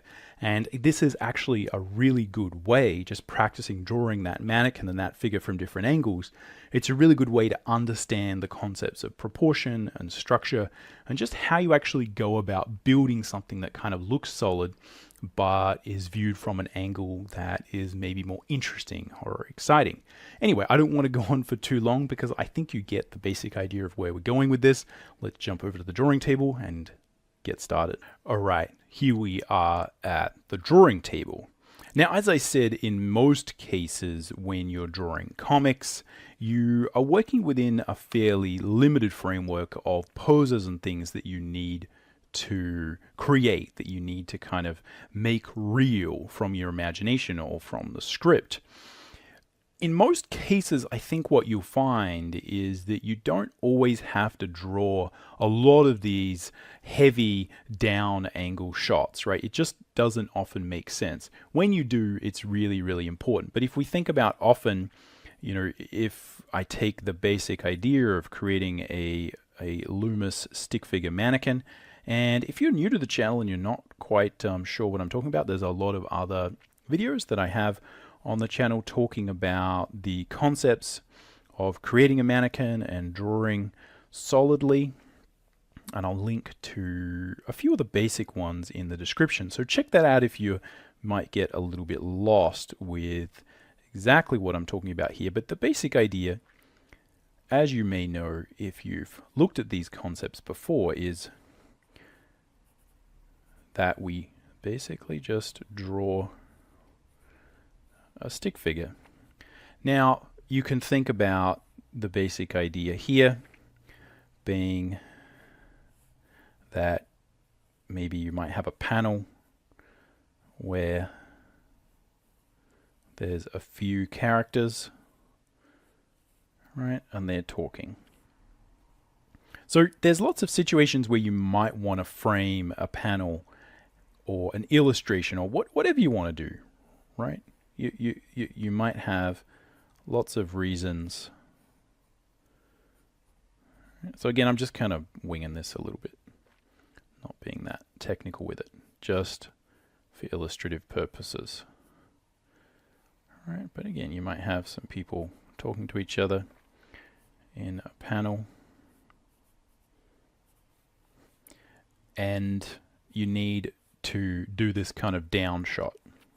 Now, that's useful, but in my experience, most of the time what you want to do is see faces and make sure that the posing is sort of clear. And this is quite a disassociated shot, and you may have a lot of stories and a lot of ideas that involve this basic concept of, hey, we're looking down at a scene. All right, again, there might be more characters over here. All right, again, just roughly transferring, all right, some of those ideas. Oh, that one's getting a little bit out of whack. But again, you know, there might be a whole crowd full of people, right? And now, if you don't know what you're doing, this type of scene is just an absolute unmitigated nightmare to execute on. So it is really, really important to kind of understand your basic perspective and all of that stuff. It'll really, really make your life a lot easier, and it'll make these kind of things a lot more fun. In most cases, though, I do want to point out, because I think it is super important to remember that in most cases, we're just dealing with minor variations, with minor tilts. So, and this is just my experience, but again, this is just practical advice if you're thinking about this. Often this is the thing that terrifies me, right? I wake up in a cold sweat as a young artist, sort of thinking about, please don't make me draw this kind of scene because it's just too hard. But what I found in most cases is that, yeah, there's a couple of things, right? You can see this scene is a little bit like that. We've got a few characters kind of from above, but the idea of having to draw extensive scenes where, you know, there's all these sort of dynamic angles, maybe in superhero comics there might be a little bit more of that. But in most cases, we're dealing with looking at faces and fairly simple shots, which is very, very similar to what you would look at in a film. We're often choosing shots for clarity, so we can read the character's face. Again, in comics or similarly in an illustration, you kind of want to see the character's face. You want to see them fairly straight on. And I think in most cases, this sort of thing is not actually what you spend most of your time doing. And certainly if you're doing illustrations, primarily often what we're talking about from a compositional standpoint is, it's frequently involving characters who are pretty front on. You know, if you deal with your classic sort of pin-up character, right, it basically is some form of this. Now, it might involve a lot of twisting of the figure, but not a lot of this need to make it grounded and draw it from different angles. But I feel like this idea of just learning how do we draw the figure like this, and then how do we do the opposite of that, which is draw it from below, right? Go here, same stick figure idea, boom, boom.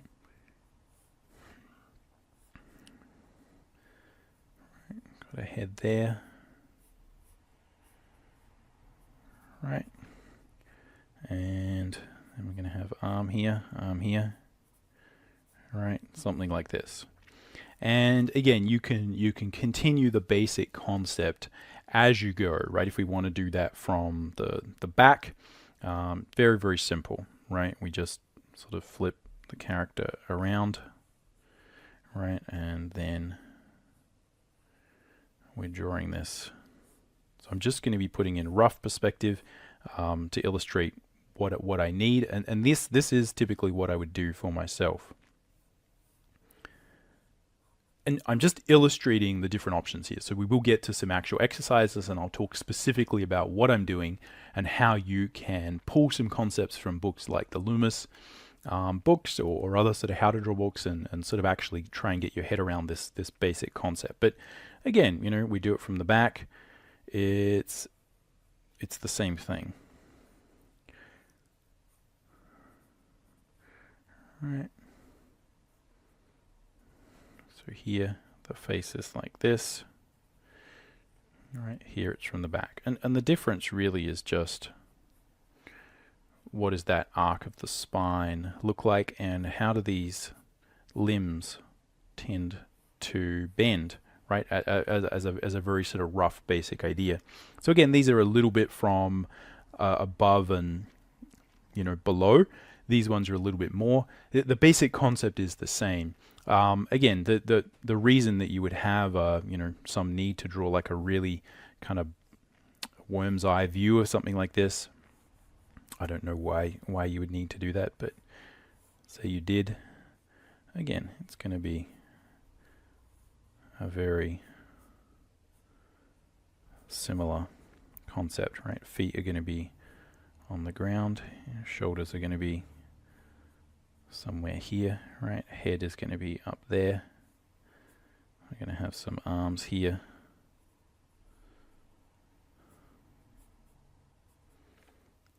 Right. So again, sorry that guy's got a little bit squished, but again, it's the same idea. It's just a matter of how much exaggeration is there on this perspective grid, if that makes sense. Let's see if we can do better on that head. All right. See if we can find the form of that torso a little bit. Head goes there. Yeah, might look, that's a little bit better. But it's all the same idea. What we're doing is we're taking the basic concept of a skeleton or a mannequin or a stick figure, and we're just drawing it from different angles. As I said, the problem is that's its own challenge, and that really is what I want to talk about in this lesson and show you is how do we combine the concepts of box logic or drawing simple geoforms, which again is very, very much linked to this, and how do we find some exercises and things you can do so you can jump in and start practicing this. All right, so if we look at the pages that you might find in a traditional drawing book that are going to be related to this concept, it's often at the beginning, and it's where we link up concepts of perspective. So you can see here some great illustrations of how the concepts of proportion and perspective and just lining things up are going to work in 3 dimensions. So this is really what we're dealing with, is the idea that if we understand the basic proportions of the mannequin, which you can find in some of the additional videos I've got that I'll link below so you can check those out. But again, I'll go over them super quickly in this video so you can just jump in if you need. And then it's just simply a matter of understanding how perspective works. A lot of it does involve this simple concept of thinking of a plane and how we derive some simple proportion from that plane. All right, so the task is pretty simple. What we need to do and what is good to practice is just practice drawing space or a line that your character is going to occupy. And what we want to do is find these proportional markers. The one that I think is the most important to find, and the one that you can practice finding, is the halfway mark. And that essentially is going to divide the character around about the bottom of the pelvis or at the crotch area. This will also line up with the base of the hand.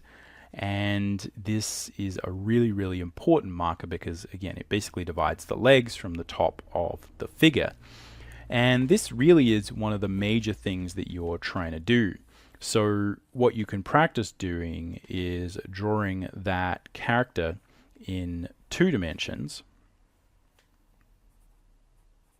And then you can practice drawing them in 3 dimensions. Now, once you get a feel for the proportional division, it's a lot easier to add dimension. So if we, and again, I'm just going to be fairly rough with this, so apologies if some of these lines don't match up. I won't do this with a ruler because it's a little bit easier to just kind of see when we're doing it by hand, but some of these lines might not match up. The more accurate you can be with this, the better, and I'd say if you study your basic perspective with a ruler, it'll really help you to make sure you're not making errors based on simple errors of the hand, let's say. But either way, it's important to understand how accurate you need to be with these lines.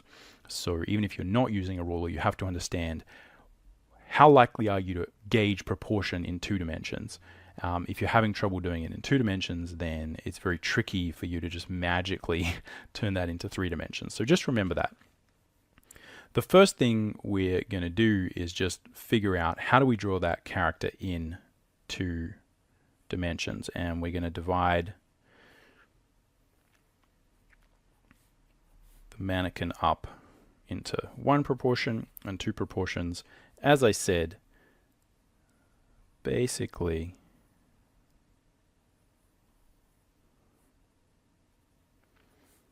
dividing the character at halfway and that sort of crotch area, right? So we've got something like this. Now, as I said, I've got more videos that talk about this in detail. But this should illustrate the basic point. So what we need to find is these set of proportions. We got 1, 2, 3. So 1, 2, 3, 4 at the top. And we use these to define essentially where the head is going to go up top, where the top of the shoulders are going to go, and where the sort of normally this line is a really good line for where the breasts or the nipples are going to sort of go, again halfway up the arm. And this bottom of this third marker is where you're going to have your navel and the bottom of the elbow. Down below, we're going to again divide this second proportion in half, and we've got 1, 2. The top is going to be the top of the legs, and the second one is the bottom of the legs. We've got some feet down here. We then know that the hand is probably going to come a little bit above the knee, normally 1 hand length above the knee, somewhere again around there. And that's the simple 2-dimensional proportion. Again, what we're doing is just making a stick figure out of this concept here. So this is where just, potentially copying these things or studying these or having some, you print out a version of this on your, computer or something like that, print it out, stick it up on the wall. It really helps to kind of make sure this stuff is fully imprinted into your memory. So it's important here that we find this halfway point. This division is really, really going to help. And again, you can fully study the figure, you can fully study all of these, but this is really the first exercise that I think you should apply. And this is the primary exercise that I think will really, really help you to just understand how to draw the figure from different angles. So in this case, if we transfer that proportion, right, so I'm sort of drawing it as a plane here, but this is just roughly to kind of illustrate things. Now I can guesstimate roughly where halfway up there is, but this is what we're dealing with when, all right, we can divide that up. All right, we can divide that up. This is where thinking about those proportions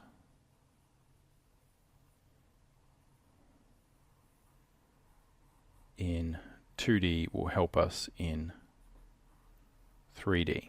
So you can see that if I find the midpoint, then it's very easy for me to roughly guesstimate where these other 1, 2, 3, 4 proportions are going to be. In the same way, it's going to be a lot easier for me to now guesstimate where these feet and legs are going to be. That is the baseline. And if we think about essentially repeating this concept again and again, it's just a matter of getting to a point where you line all of these things up. Now, obviously, this changes as you pose the figure differently, as you move things around, as the character moves. But if you're thinking about how to get your head around this in the beginning, this is where you start. And I think that can be one of the biggest challenges with this overall exercise, is just understanding what is actually going to teach you how to get better at this. It often is this simpler exercise where you're just thinking about, okay, let's make sure I can control proportion as I just adjust the figure and draw it from a slightly different angle, right? So if we take a simple, got a little sort of toy here that'll sort of help us understand this, just start by rotating the figure a little bit, right? Just start by trying to draw it from a little bit of an angle there, and then maybe you can draw it from an angle that's slightly below, and then you can maybe try draw it from behind, etc., etc. Just ratchet up the complexity a little bit by bit. That's one of the things that will really, really help you. This is where it all happens, at that halfway point. So what you can do is just practice the idea of how do you divide up that space. So what we're doing is essentially taking the fundamental principle of perspective here, that is the one you take away. And that is that we can apply whatever is possible with two-dimensional geometry to three-dimensional perspective, as long as we have a good idea where the vanishing points are and where the essential grid is. All right, so we've got a grid, boom, boom.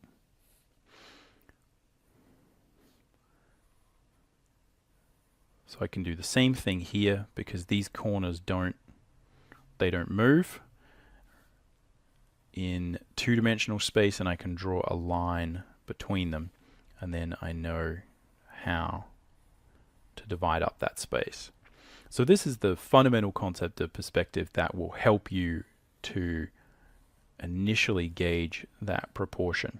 So we can think about this, right? If we have like a lot of extreme exaggeration, we still can find halfway up.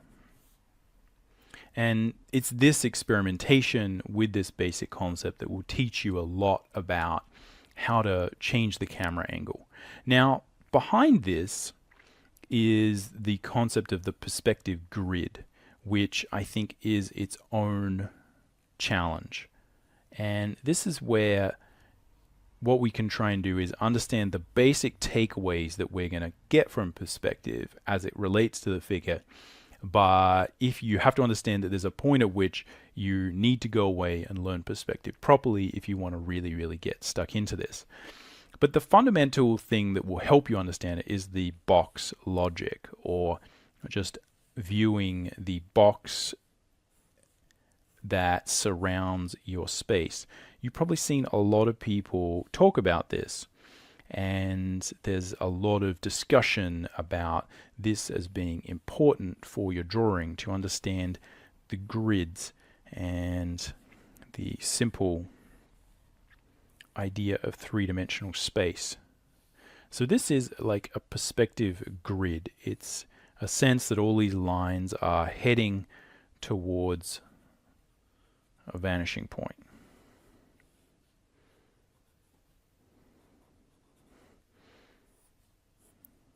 And again, I'm just being very rough. Now, what we're trying to do here is increase our ability to visualize three-dimensional space around the character. And that's really all you have to do. What you have to do is imagine that as you rotate the cube, the figure rotates. As you rotate the figure, the cube rotates. And Don't worry too much about the rest of perspective. Again, the more you can understand about it, the better. But at the outset, what we have to think about is just this simple concept of where these lines might be, and just make sure that as we line things up, things like our feet, things like our shoulders are lining up with each other. Now, again, that will change as the hands move, right? As the hand moves up, as we pose the character, obviously all of that changes. It's really important to start and again get your understanding of the initial perspective right though, because it's very easy to move things around once you get the character feeling as if they're solid. So the first part of the exercise is, as I said, just study and get good at dividing up space with different grids. I actually have a whole video on this basic concept that is talking about how you draw straight lines. And one of the reasons I use a grid as a good way for you to understand how to draw straight lines is because often the reason we're drawing straight lines is to draw a grid. So the concept of physically being able to draw grids is super important. But what you do here with the figure is just draw some different grids and then try and figure out where the halfway point is. Again, that's not a very good one. Keep going, keep experimenting.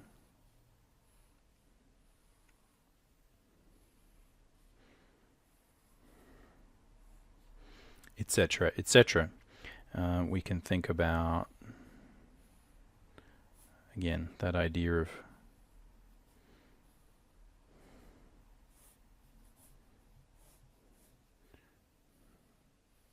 drawing a character where we're at a worm's eye view or a bird's eye view, whatever it is. The most important thing initially is really basic. Just get that initial halfway point there. Once you do that, everything else becomes easy. Now, how do we sort of connect up the figure with this? Because I'm sure a lot of people are, at this point, sort of tuning out because this seems boring. And I think that is one of the biggest challenges, is understanding how this relates to what you want to do and why is it important. Well, obviously, once we get this right, we can then start to apply it to everything else. If we don't get this right, everything else is kind of a waste of time. All right, so how do we actually apply that? What I want to do mostly is talk about how that is applied and show it to you and give you a few little tools so that you can copy along, maybe try this with some of your characters or start to think about it.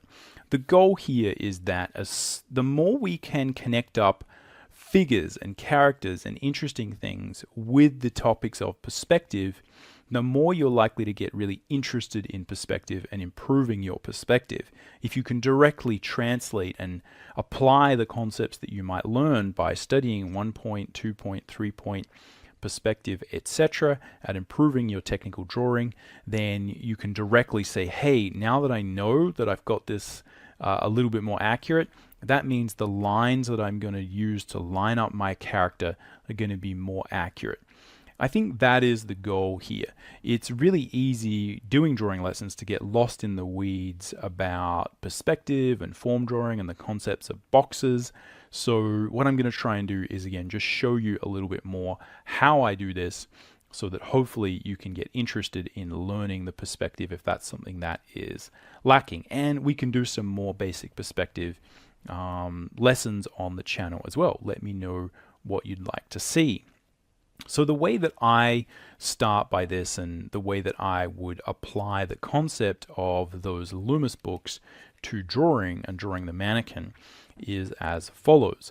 Let's start by drawing a character from above, as I was doing before. The most important thing that I think we can start with is just the center line. The center line is the thing that really helps us to anchor the figure. And this is similar to this center line here that is holding up the skeleton figure. this is an imaginary line running directly down the center of the body. And we can kind of really use this to figure out where that character is situated. So here we can, let's define some fairly sort of benign perspective here. This is all I'm using. So you can see this is actually similar to a box, right? If we think about a box being like this, what I'm drawing is this. Right, so I'm drawing the center of the box. You can imagine if there was a line there and a line there and then a line directly down the middle. That's kind of what I'm thinking about here. Where is the perspective? But I'm not drawing a box because in my experience trying to fit a character in a box is not actually a good way to start. But in this case that can be useful. Now what I'm going to do is guesstimate the halfway point up here from here to here. And this is something where, again, if you're having trouble drawing a line, right, again, thinking about where the perspective for that might be, and then trying to sort of guesstimate where halfway up is. If that's something that's troubling you, again, the more you learn about perspective, the better your ability to guesstimate that will be. If you're struggling, one of the things you can do is, again, formalize your drawing of these sort of elements and use those two-dimensional drawing tricks that we transfer to 3 dimensions, right? And see if you can find, bang, the center of that. So again, if I was to do that formally here, right, I'm just going to imagine that there is some sort of grid here that makes sense, right? So both these lines are going to some vanishing point, and I've got a line here. Boom. I'm going to try and guesstimate that's kind of down there straight, right? Boom. And then we can do the same thing here.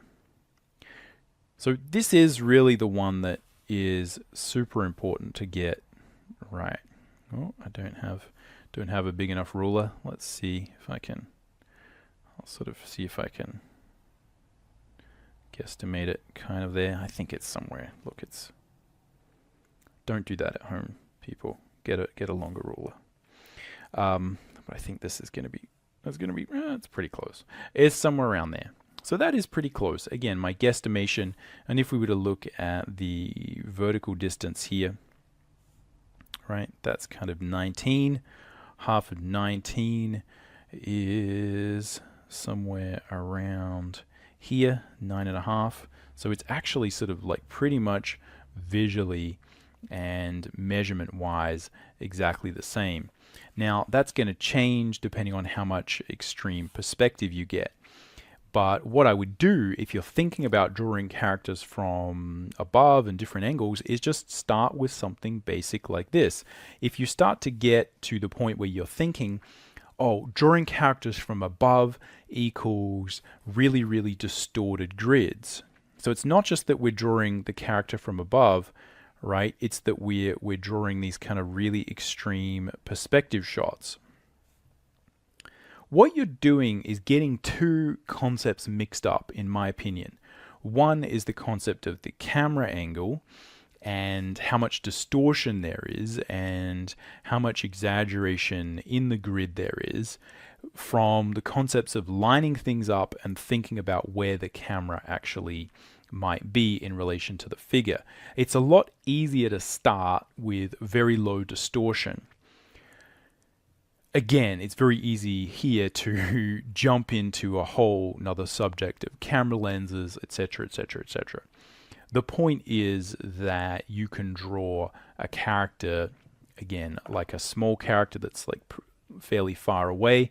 There's not going to be heaps and heaps of distortion on this figure because, again, they're fairly small in relation to the camera.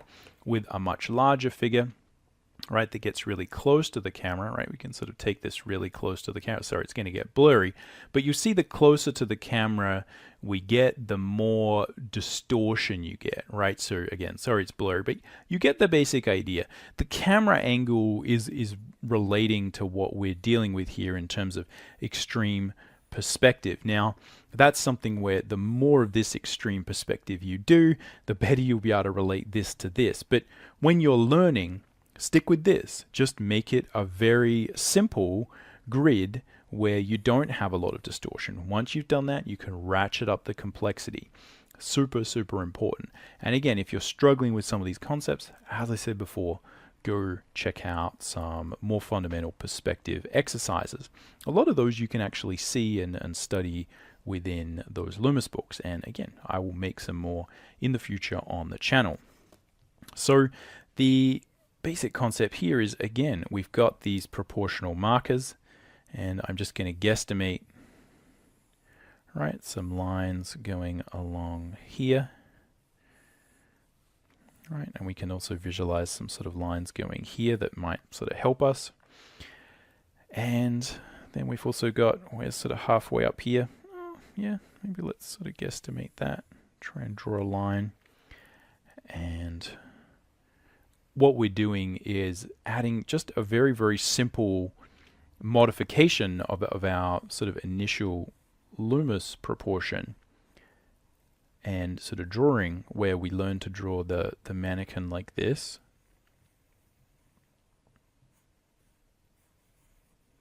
I've got a head here, neck here, right, shoulders here, etc.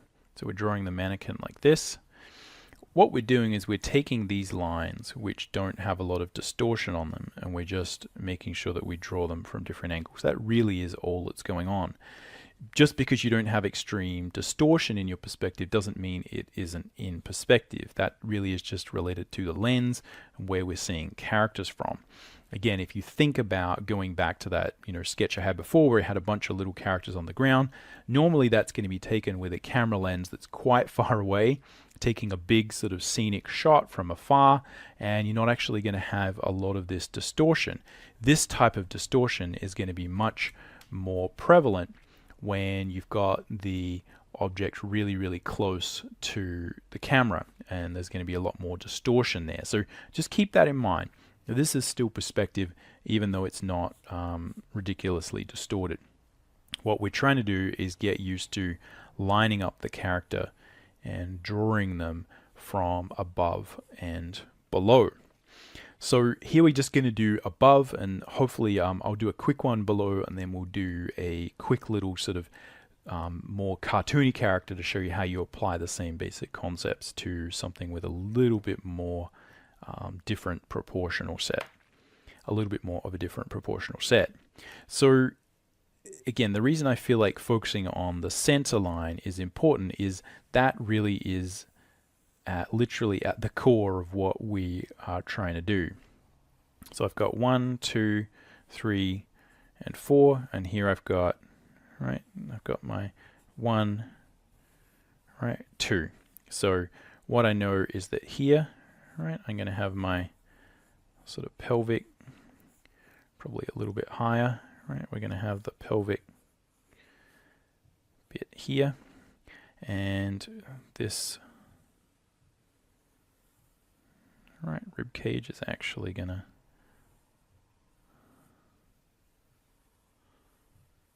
come down here. So really good to get used to drawing these forms out in 3 dimensions. And this really is the skill that's probably more important and is going to help you. The grid helps us line up these points. So here I'm going to have, right, we've got the spine coming there. All right, we're going to have spine coming up there, and it's going to go into the head, just somewhere around here. Boom, boom, boom. Drop a line down there. Let's sharpen this pencil.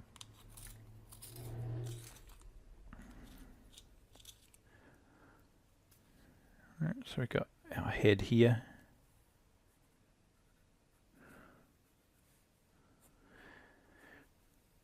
the lines will help us find these elements like the shoulder blades, right? They're going to help us find the shoulders from side to side. They're going to allow us to line up, again, the concept of where the hip bones are going to be. But you can see that having this concept of the center line is something that's really easy to keep us honest, because we can trace the spine, we can trace the which goes directly up the figure, and we can use that to help us find these different elements, and that, you know, just immediately will get us a lot closer to having something that feels symmetrical. And again, what we're after now is we've got this grid this way, right? We sort of have a grid this way. We don't really need it for a lot of things, but this is where, again, you can line things up and try and imagine where we have symmetry. Now, if you wanted to get more technical with the symmetry, you could try and do more technical perspective work to mirror. Again, I'm just going to eyeball. And what I would suggest is you just keep trying to eyeball it until you get sick of eyeballing it, and then go and learn how to measure it. Go and learn how to do it technically in perspective, and it'll hopefully be a lot more interesting then, because then once you learn it, you can come back to this and you know that you'll be more accurate. As I keep saying, I feel like that's so important. It's important to fail here. It's important to try to eyeball. It's not a matter of like get to a point where you're a 10 out of 10 at technical perspective, and then you can start eyeballing. No, you know, you are always guessing. You're always drawing cool stuff. Again, that's my primary recommendation, is draw cool stuff and, you know, figure out what you need to learn from drawing that interesting stuff, and do a little bit of this type of more academic study where we try and apply these things, and then, you know, go apply it to your cool stuff, and then you go back and forward and back and forward and back and forth. That really is the sort of magical answer as far as I'm concerned. That's really what sort of worked for me, and that's what I find typically works with students, is when they're constantly combining those two things. So what that means is sometimes you jump in and try and guess, and you fail, and you can redraw, and you can sketch around and try and draw something interesting, draw something fun, you know, try and, if you want to draw mechs, you know, try and draw some mechs from different angles. If you want to draw, you know, fantasy stuff or aliens, you know, draw some alien characters from different angles, etc., etc. Now, I've talked a lot about, in other videos as well, how to add the musculature on top of the mannequin. So for this demo, we'll just deal with mannequins, right? Because the process is almost identical. It's just a matter of thinking about, again, how the muscles kind of wrap around and look from different angles. But the trick here is, how do we figure out where these points of proportion are? So again, I've got this bottom of this third. Proportion is often where I'm going to have my elbow. And here, again, I'm going to find that I'm going to have a combination of, I've got the bottom of the pelvis here, and the hand, right, is going to stop. Right, hand is sort of going to start just below there.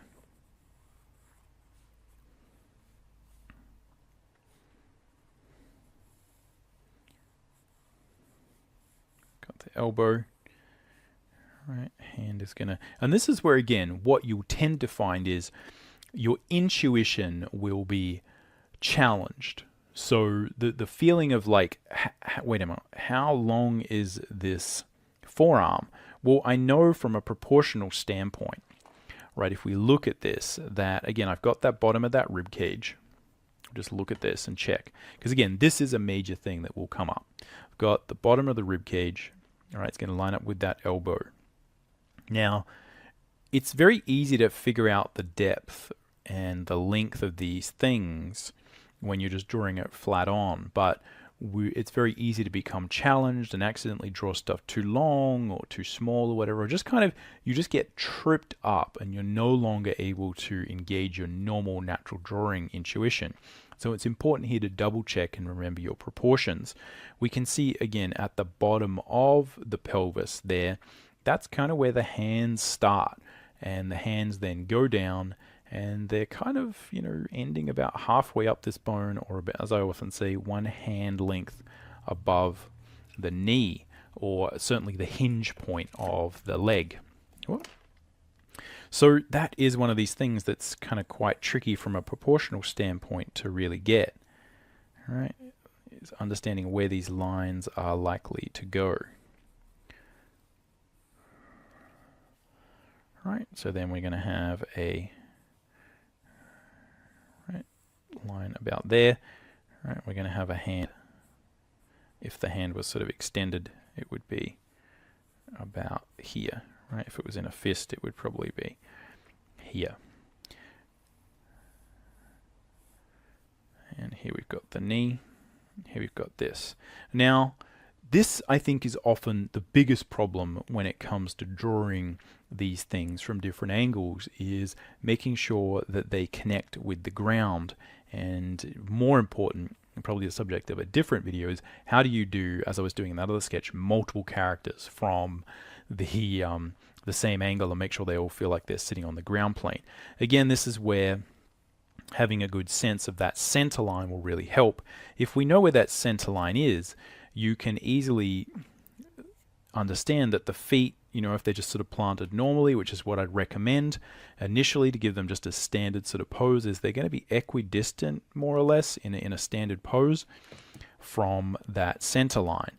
Now, again, the subject of another video is kind of how we modify the posture and get different feelings there. But just understanding where that center line is in space, and then just sort of placing the heels of the feet somewhere so that there's an equal distance from here to here is super helpful. And then what I'm doing is basically just thinking about where these lines are going out at different angles.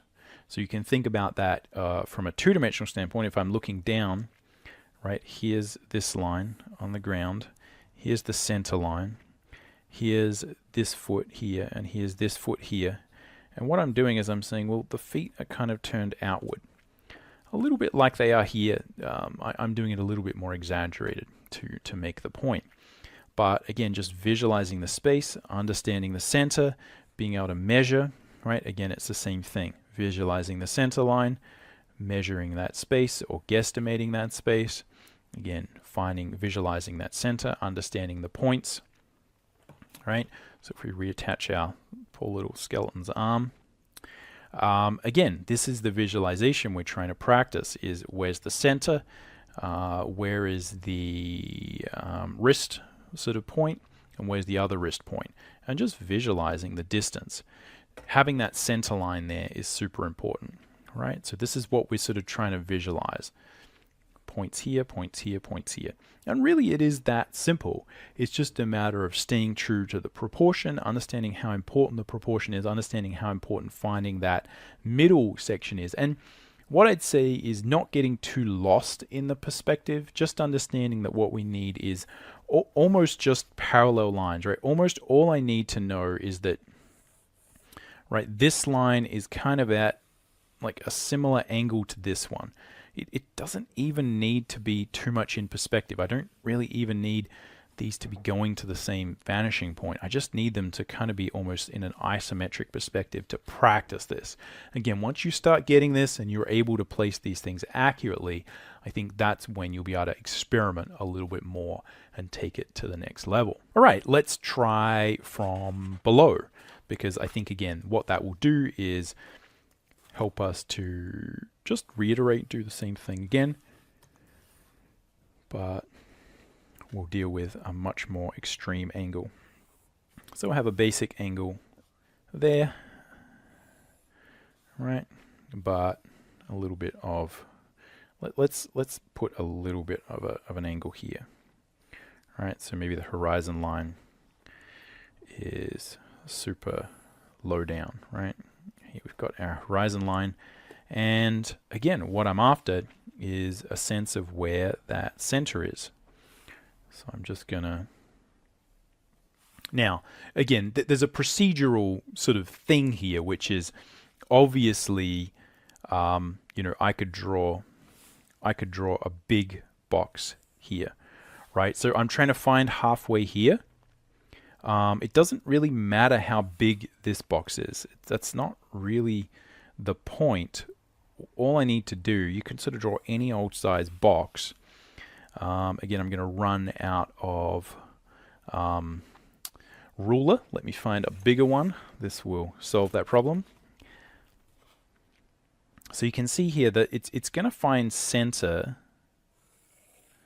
right over here, but that does give me a really good indication of where that's going to be, because all I'm going to try and do now is sort of draw, if we sort of try and understand what's happening from a visualization standpoint, right? I've drawn this, right? And what I'm trying to visualize is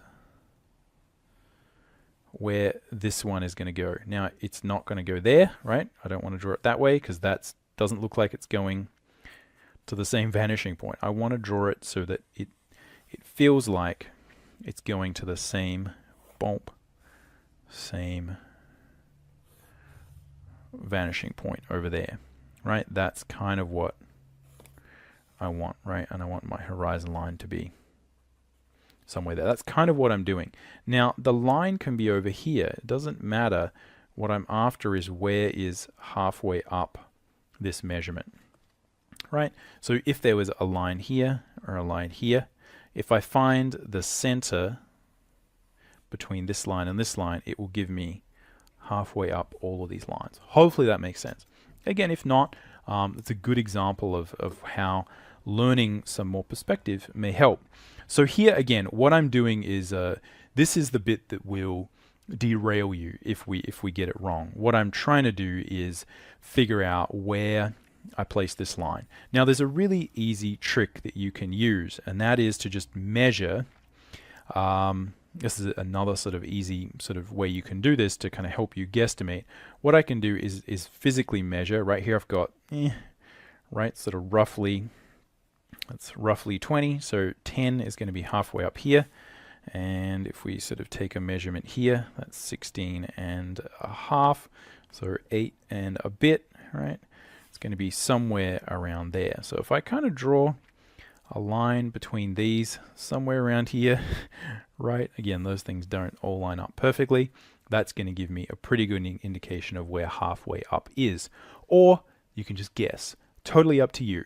This is a really good way where you can start to apply these boring perspective concepts to your drawing, get a better result, get a better guesstimate, and make sure, again, you're doing that thing, building that muscle of applying the technical knowledge to something that's actually going to help you.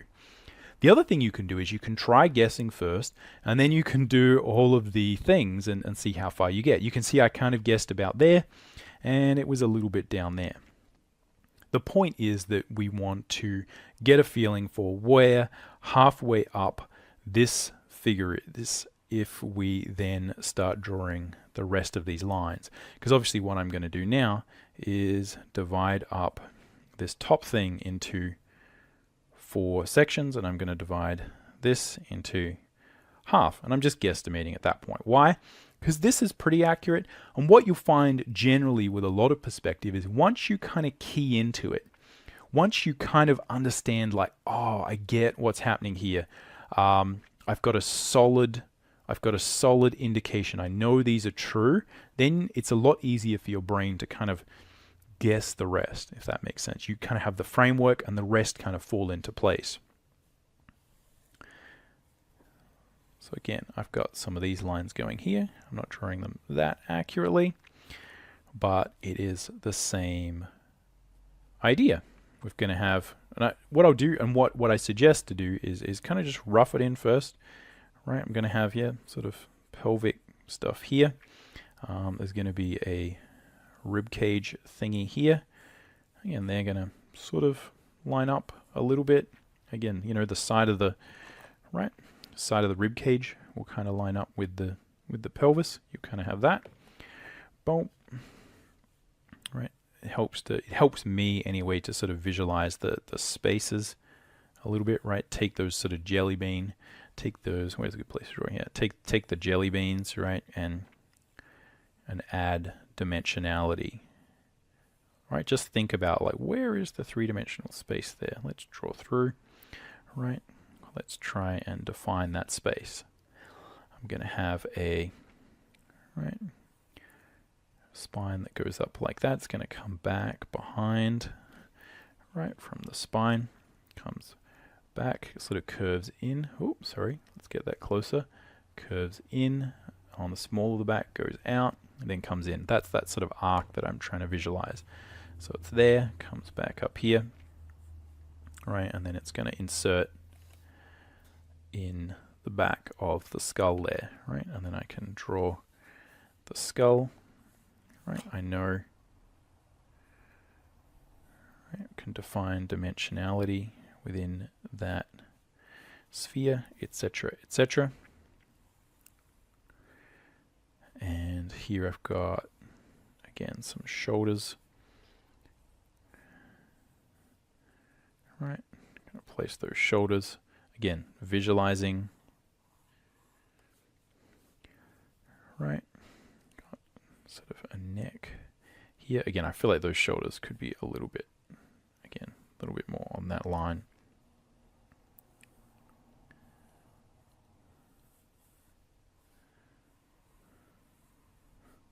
Now, you can either rough in or guesstimate, make things a little bit bigger, a little bit smaller. If you run into trouble there or consistently run into trouble, again, one of the things that I'm facing is, as I often see with these drawing demos, I'm looking at this paper from a little bit of an angle. I'm also meant to be looking up at it from the drawing, so it's going to be hard for me to gauge how big that head actually needs to be. But when I rough it in, again, the things that will help me to visualize that are, again, thinking about where that center line is, right? So it's almost like we're sort of, you know, got the sphere, right? We're sort of chopping half of it off, and then we got this, right? And there'll be like eyes here. So I'm sort of trying to think about where that is under there. That will sort of help. And again, this is just construction drawing, so you know, if you're practicing these things, go crazy with it. Draw the lines, make it messy. It's you know, it's really worthwhile going pretty rough, you know, as rough as you need. But again, you know, might need to make that head a little bit bigger or smaller. Again, don't feel like when you're doing these exercises that you need to get the ruler out for everything. Part of this is training your intuition and your ability to just kind of wing it and see how you go. So don't freak out if, you know, you're like, oh, I need to make the head a little bit bigger, a little bit smaller. If it's really important and it's a really, really highly detailed illustration, then, you know, you might measure it out a little bit more. But most of the time with the mannequin, what we're after is lining things up. The things that will make the drawing really sort of awful are if you know, the arms aren't lined up properly. You know, if the eyes don't sort of line up, right? If I don't, you know, if one eye's you know, up here and the other eye's down there or something silly, those are the things that are going to make the difference. It's easy to kind of make the head overall a little bit bigger, overall a little bit smaller. Make sure it fits the character you want. If you're drawing a manga character, obviously a head might be a little bit bigger, eyes are going to be a little bit bigger, right? Might be some sort of crazy hair or something like that on the figure. Who knows? Again, most of this is just get stuff in the right spot and then know the grid that you've got to line everything up on. But the good thing about proportion this way is that, you know, I don't even have to start drawing the legs because I sort of know where they're going to go. Right? I have a good understanding and a good ability to guesstimate you know, where that line is, so I kind of know where those legs are going to go, right? I've got a pretty good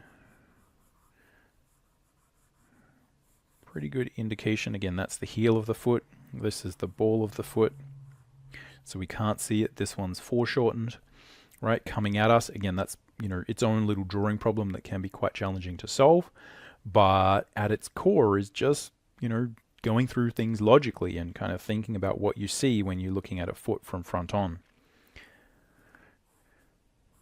But as I said, I can either draw the legs or I could draw the hands, because I know where everything is going to end up. We know what's going to happen. Now, I think probably, again, that's kind of where the bottom of that rib cage is meant to go, right? So the bottom of the rib cage is meant to be probably a little bit lower. Right, navel is sort of going to be about there, and that means probably I've drawn these shoulders a little bit narrow based on sort of, I think we're drawing sort of like a male figure. All right, so just going to sort of guesstimate where that is going to go, and we're going to line it up. And again, doing those things is totally fine. A lot of it is just recognizing the proportion. You know, you go through it, and then just, you know, I realize, oh, that's right, you know, that torso, right, sort of comes down and you know, hits the bottom of that proportion, right? So we sort of got 1 proportion, 2 proportion, 3 proportions, 4 proportions. And here, it's 1, 2, 3, 4.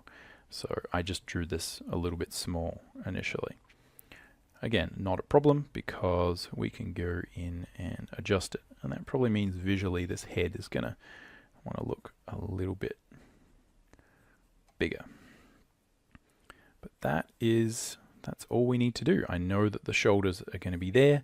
Again, I know that the forearms are sort of going to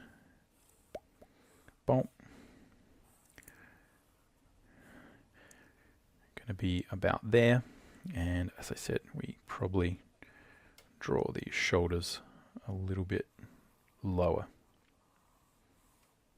Shoulder there, shoulder there. So as I said, it's totally fine to experiment, to push and, you know, play with these things, make the shoulders a little bit bigger, a little bit smaller. The goal is for you to understand what's happening, be able to troubleshoot. If you make a mistake like I did there, then, you know, you sort of know how to fix it.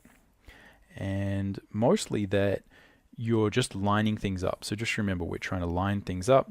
Got the elbows are lined up, the hands lined up, the knees lined up, etc., etc., etc. I'm finding center, right? Center of that, right? Shoulders, boom, boom, boom, boom, etc. So again, same basic idea. Very simple to apply. Practicing it can be a challenge, right? You've got to keep trying. You've got to keep playing with these things. It's very easy to make one mistake, as I said, you know, oh, this proportion's wrong. And the trick there is just fix it. Play around with fixing it. Fixing it is just as important as getting it right in the beginning.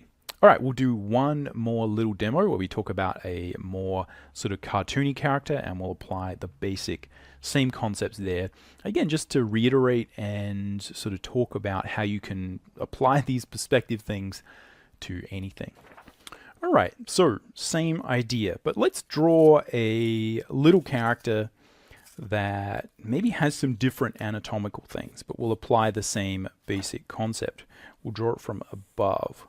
So again, what I'm doing is sort of setting a grid that way, and then I'm drawing some kind of line to help me figure out what's happening with the character. But in this case, mostly what I'm going to do is just discuss how we can use the concepts of form drawing to experiment. So here I'm going to have some sort of those hip bones, but in this case, let's draw something that maybe is a bit more like a dragon or some little character who is a little bit more cartoony. So dragon sort of creature. Right, in this case, I'm going to draw, think about where that's where the center is. I've got, right, we're lining things up. What I'm going to do is line up, that's where the knees are lined up. And then I'm going to draw one of these sort of animalistic legs. All right, so let's transfer that over. Here I've got, again, from side to side. Right, there's the center. Right, we've got this here. Got that there. We're just drawing points in space. Here I've got my pelvis. Let's see if we can find that. This is tricky because we've got a lot of foreshortening here. Right, and then I've got this over here. Where's it hit the ground? Hits the ground kind of over here. So really what we have to think about is what is the line of, where does that hit the ground? Right, and how do I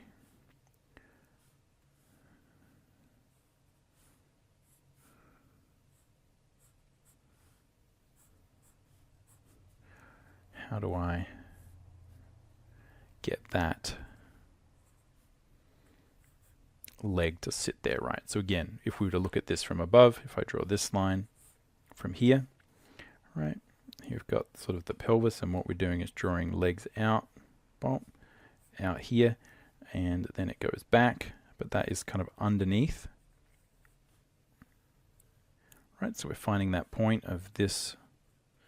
Look at it from the side, it's going dunk, dunk, dunk, dunk, and we're finding these points,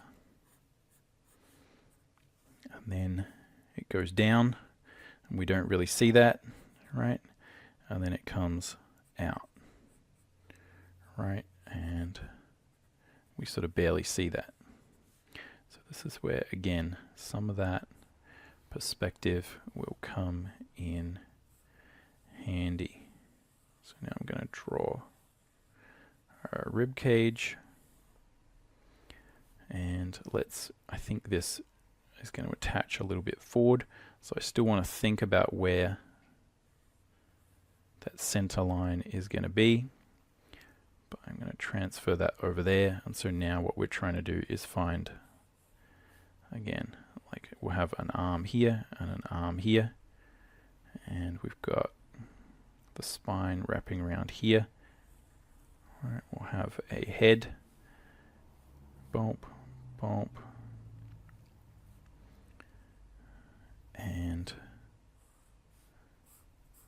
let's put some arms down here. So I'm just going to transfer that arm right over here. Let's have some big chunky hands. Right, so we've got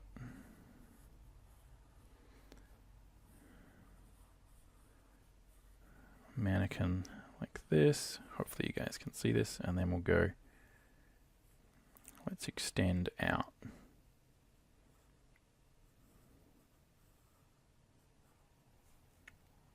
Right. Again, this is not a great design, mostly just because it's good to see all of these things working. Right, so we have a neck here, then we're going to have a tail. Now we find the tail by finding the point on the ground. Right, let's trace from there. We can think about what's happening here if we think about the side. Right, got pelvic bones, and then this is coming up here, right, curving around, boom. And at the front there we've sort of got the shoulders, and then this is continuing forward. Right, we've got some sort of thing there, and what's happening is this is the ground, and what I want is the tail to come down here. Right, although in this case it looks like it's coming a little bit more like that. So hopefully you can see how, again, we can practice, and again, hopefully you can see how that is going to turn into some sort of fantasy character that might look interesting. Again, just to sort of nail home the point, if we can sort of erase some of that out, and maybe, you know, put some extra sort of musculature on it so that you can see. Right, if we have some sort of arms like this.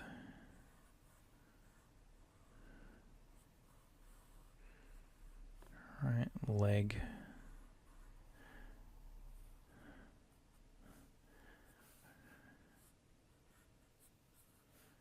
And here we'd have, again, some sort of toes.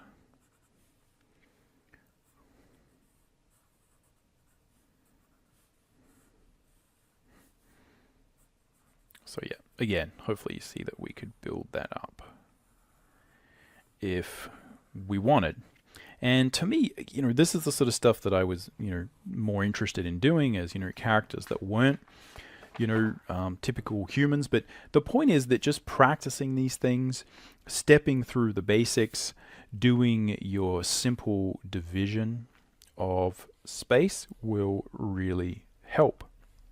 If you can do this right, if you can practice this and just keep going, break out the ruler if you need to do it. If you're finding things are going wonky, as I said, go back, check your fundamental perspective knowledge, make sure that you're being accurate. A lot of the time, these things are sort of going pear-shaped because, as I said, we're trying to do a little bit too much of this extreme perspective. You're trying to do too much.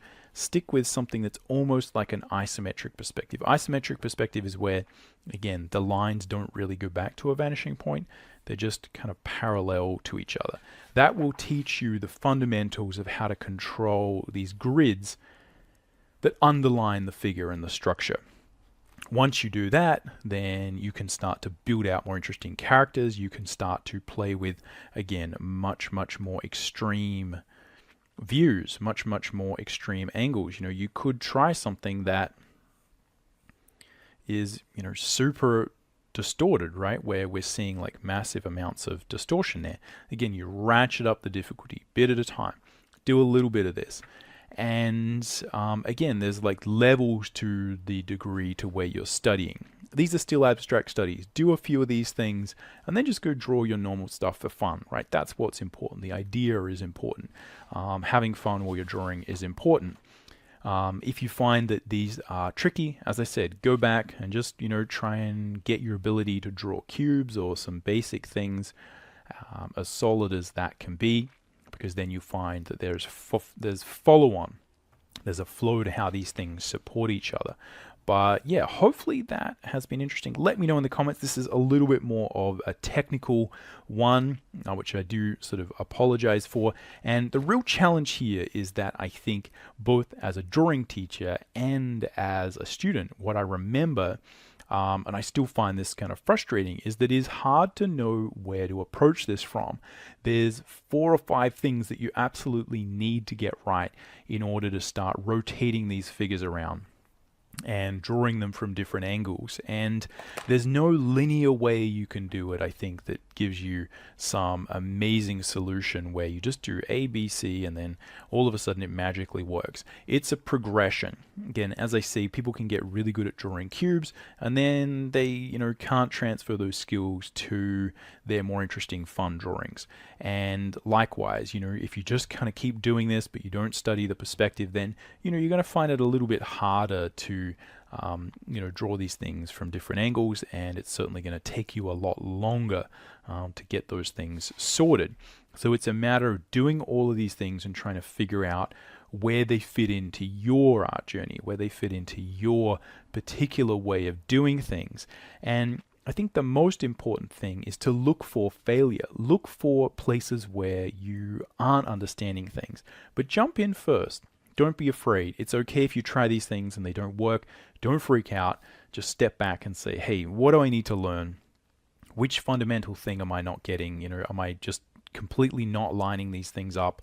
In many cases, it is just one of the biggest problems that you'll face is just people will be trying to draw these kind of lines and they're not even remotely going to the same vanishing point. There's a lack of accuracy. So that's where, again, just building your ability to draw straight lines, to develop grids. Again, I'll link to that video in the description. Just making sure all of that stuff is solid will help immensely.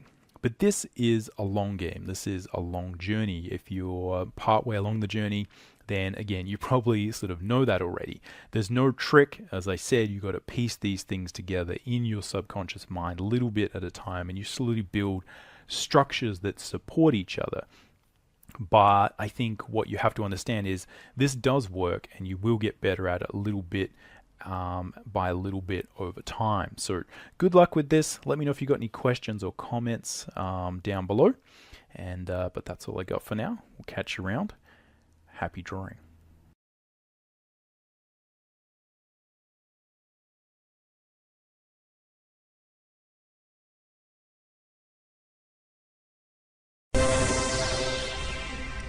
Karl. What? What would you rather do, right? I sort of put you in a ball, squash your head, right? Tie your head to your knees, like that, right? You have to walk around like that, right? Until you're formed, totally formed. So that's like the rest of your life. I'll just keep that for a year in a cage, and your head's on your knees, right? You have to walk like that, going, right?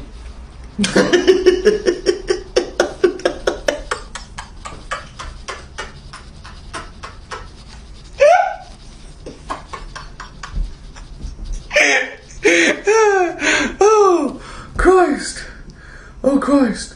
Or I do facial surgery on you, right? And you've got no face at all. I sew out your mouth and nose, right, and lodge that, right, and just fed with a tube in your stomach and a breathing equipment.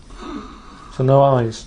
Yeah, no eyes, no nose, no mouth, no nothing. You'll take your ears off, right? So you're deaf, dumb, blind. You're breathing through a little thing there. You're being fed straight into your stomach. And what's the problem with the head on the knees? Well, you're in pain. You can't use to walk like a crab everywhere. But I can still hear and see. Yeah. I'll have that one. Yeah. What would you do? What's the first thing you do when you get out of the cage? How long have I been in the cage for? A year. Just crying yourself to sleep every night. I'd call Suzanne, just warn her. What would you say? I'd just say, look, I'm coming home. Long story. Can you come and open the door?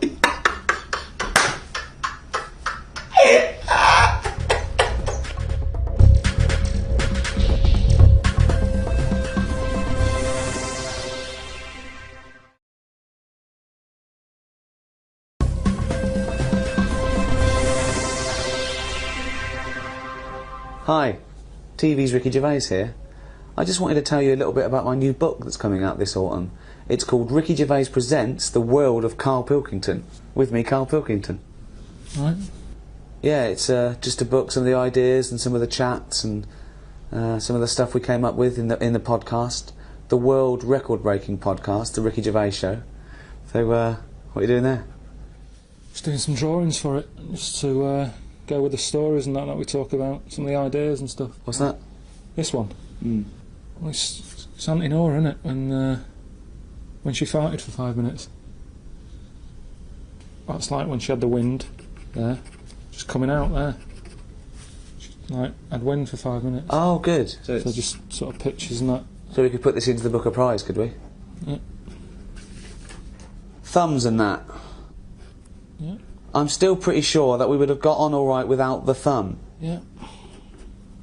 But if we couldn't, how about a thumb with one big finger? That works, doesn't it? It's just that idea I had. Do you know, I went to school with. Yeah, well, there's a picture of them. The two kids who had big heads. They also had like webbed hands. So they got by all right. They didn't struggle with stuff. So I just thought, you know, if everyone had hands like them, less fingers, less messing about. Good. Maybe Richard and Judy can include this in their book club. Put a baby in a room with no contact with outside world. Why? Well, just to find out if, you know, it becomes gay or straight or whatever. Do you know what I mean? Yeah. Is it the outside world that's making them gay or straight? Is it, you know what I mean? And how long would you leave a baby in a room? I don't know. How long does it take to go gay? I don't know, like 20 years or something. Oh, right, good.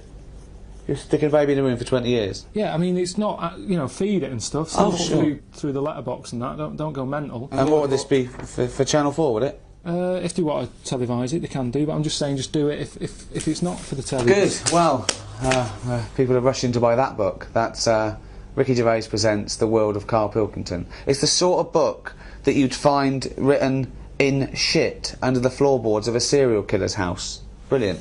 Well, good luck. Cheers. Put my name to that.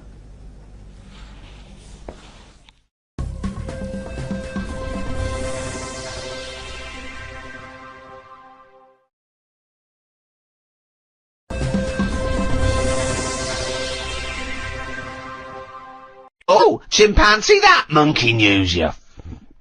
It was this bloke who was a builder. Oh, yeah. Right?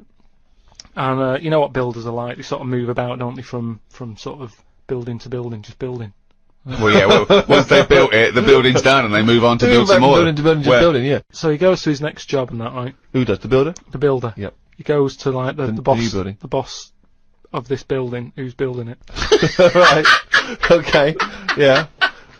And he says what unto him? Do you need anything building? Okay. Right? Yeah. So anyway, so he says, yeah, there's plenty of work and that going about. Yep. He says, we're working on this one here. He said, get going on it, like, there's your bricks and your cement and stuff, get on with it. Yeah. Any plans? Just build. Just start building. Yeah. Go up. They're getting on with it and stuff, it's all going well. Yep.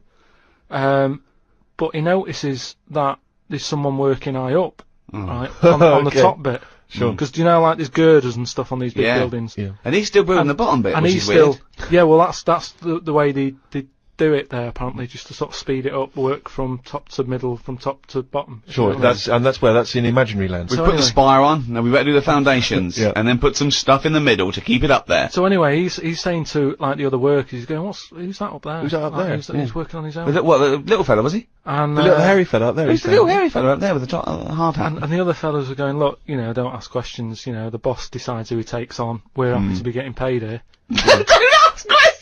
Yeah. Well, I'll see him when he comes down. So he said, well, it's pretty impressive, you know, the work rate he's doing, the way he's getting from one girder to the other. Swinging, is he? He doesn't seem to be scared of the heights or anything. He said, no, just let him get on with it, you know, we work well as a team. Lunchtime comes, they're all sat on a little wall having the sandwiches, he's thinking he'll come down in a bit. He's just carrying on. Is he just still going? Still going on that, right? So the Hmm. fella says to the boss man, he says, isn't that fella up there going to come down and join us for lunch? He said, like I said, mate, don't worry about him, right? So he said, oh, anyway, you've reminded me that he's up there. He said he's doing a lot of riveting and stuff up there. He probably needs some more nuts to... Right, sure. And what kind of nuts is that? Is that nuts to food, or...? So he said, what, nuts? He said, yeah, just, there's a bag full of them there, just put them on the hook, send them up, and he can get on with his job. So anyway, he picks these nuts up, Nuts, right? yep. Just hooks them on. He thinks they're not that heavy, No. considering, you know, I mean, they're normally pretty heavy, aren't they? Like, nuts big and bag of bolts and nuts, stuff. yeah. So anyway, he has a little glance in. Oh, no, what's in there? Nuts. What, you mean nuts that you can eat? Nuts that you can eat, Oh. right? So they send the bag up, and he's thinking, what's all that about? He checks him out, starts to stare, works it out. You can see that he's a little chimp running about, so he goes, I'm not happy with this. Why So isn't he? Yeah. He said, all them out Is the there. boss sitting in a tyre? He said, all them lot out there might not be wise to what's going on here. He Yeah. said, but I've clocked it, and you're sending nuts up to it. It's a monkey, it's not on. So he goes, look, you know, we're just all trying to earn a living here. He said, don't get involved in it. I'm happy to pay you, but I'm paying him. Don't interfere. He's paying him. And he's saying, look, I'm just not happy with this. It's not allowed. So the boss was saying, well, We to be pay honest, peanuts, mate, we get monkeys. he said, to be honest, mate, you know, he's a great worker. He's known for doing what he does. He's a good grafter. If one of you's going to go, right, I'm afraid I'll have to let you go, because he's been here longer than that. Yeah. He was made redundant. None of because that the monkey. happened. He was laid off. None of that happened. He's laid off and that. And that's where that saying about, you know, like there's a lot of tower blocks and that in America, it's like the chimp off the old block, is where... So that's monkey news.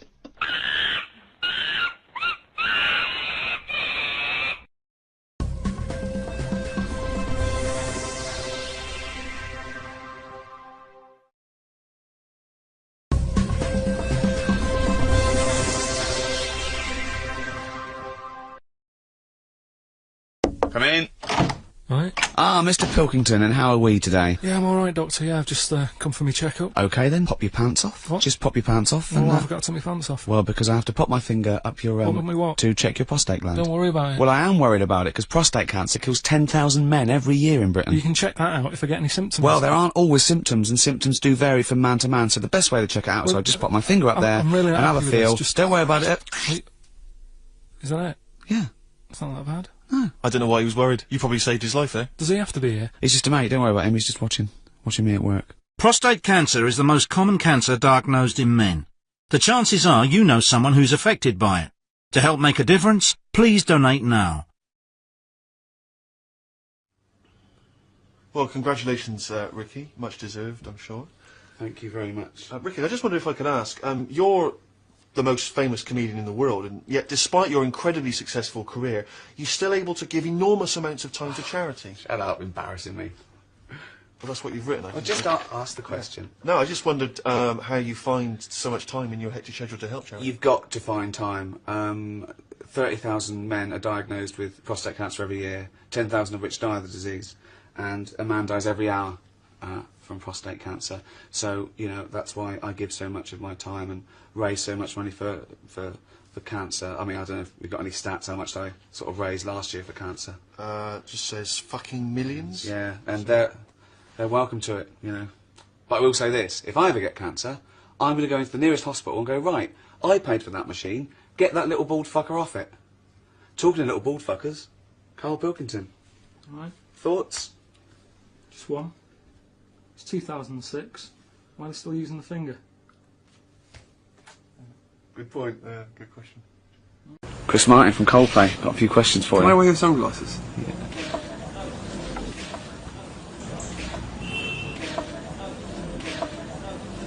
Okay, now, you like to buy clothes made in third world sweatshops because they're cheaper. Do you prefer Chinese or Indian made stuff? Indian. Chinese don't know what they're doing. See your head a little bit. We want to get the noise, the microphone there. Right, ready? Hold on. Good. So you're just doing it? Hold on. Now, it's in position. What have you... oh. Ready? Yep. Oh, God. Oh, no! Oh, it's like Jackass. Now, at the Conservative Party conference a few years ago, you made a rousing speech saying that if Labour banned fox hunting, you'd leave the country. Now, you did leave, but now you're back. Isn't that hypocritical? I just came back to get some stuff. To get my hunting gear. I came back to get 2 guns and a knife.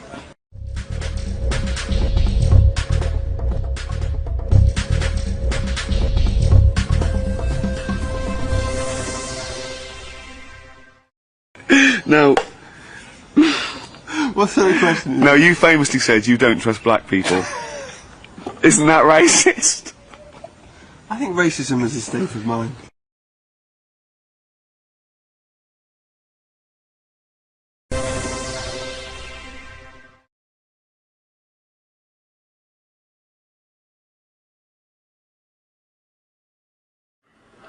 Head's to sleep, we're sharing a tent.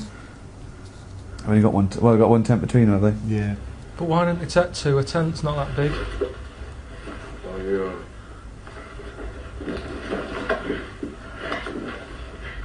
So are they fighting now, or what?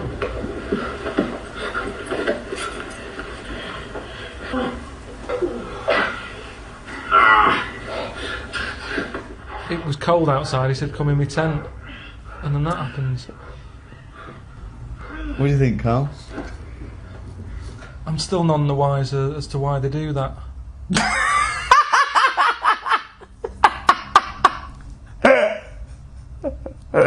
Are they both gay?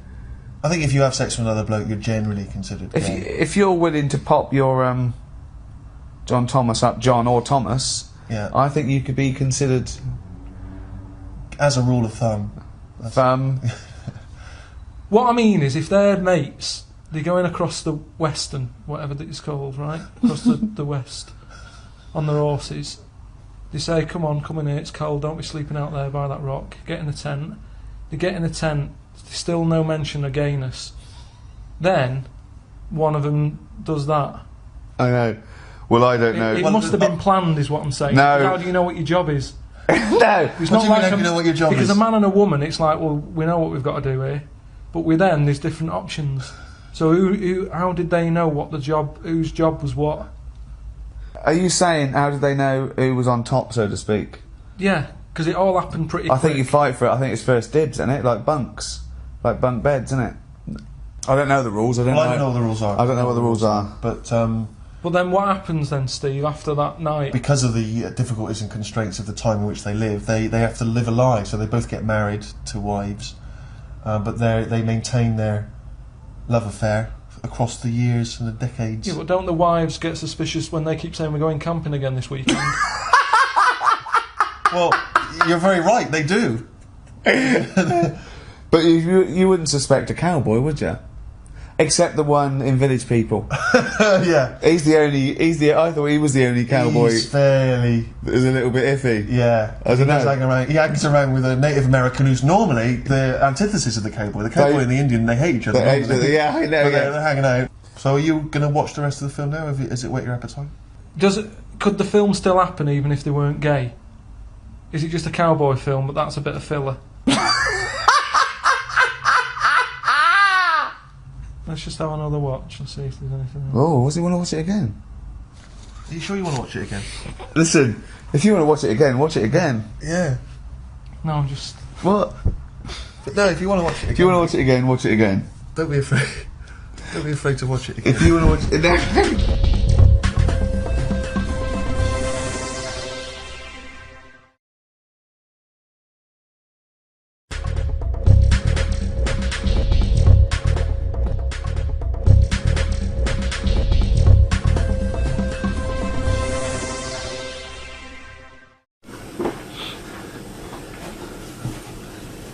Look what you did. Still doing stuff for the book.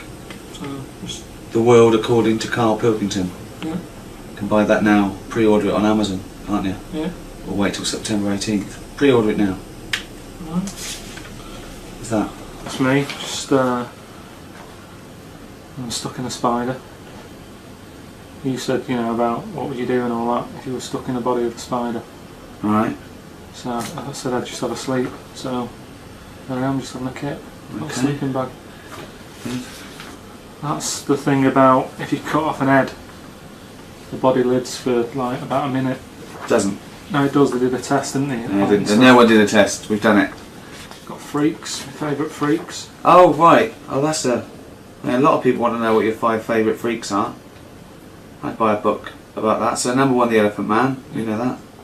There he is. His buns. Number 2, Pillow Man. Yeah. 3, Siamese twins. Annie. Mm. 4, Three-legged juggler.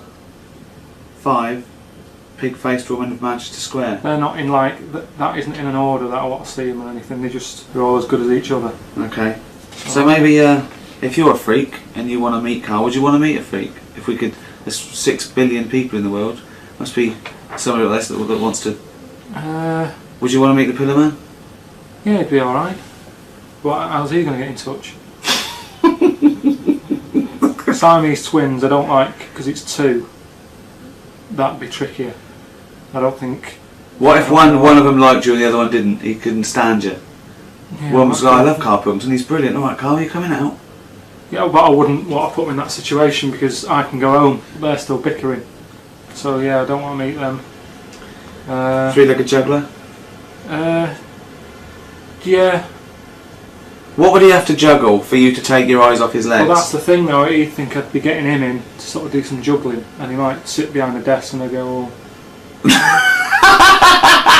I'm not interested in the juggling." I love the fact that you think you can get him in.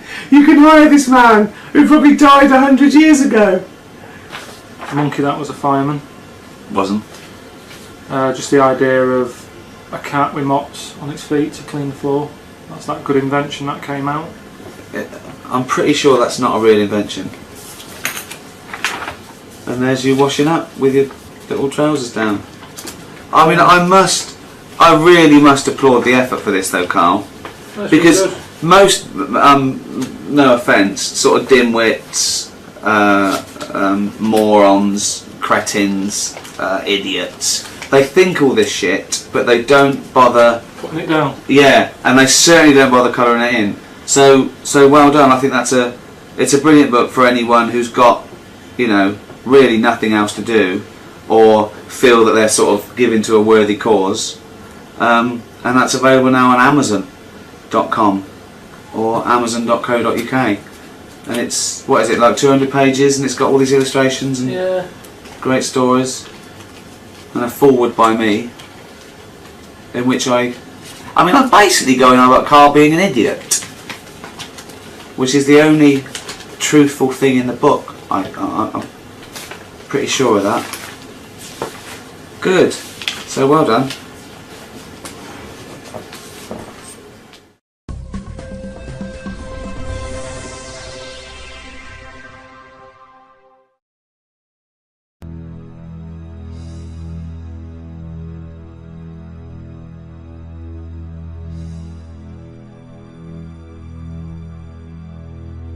Have you ever been in a hospital when it's been shut down, or a school when there's no kids in it, and there's that sort of bad atmosphere of like weirdness?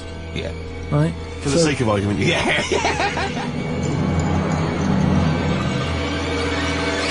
We're wandering about and I say, oh yeah, what's in this room, right? And all the floors are like a wreck and rotten and stuff. Oh my god. There's a little sign there, right? And I go up to it and it says, flies this way. So I follow the arrow, which goes to this corner where there's a shelf, about 3,000 dead flies on it, condom stuck on the top.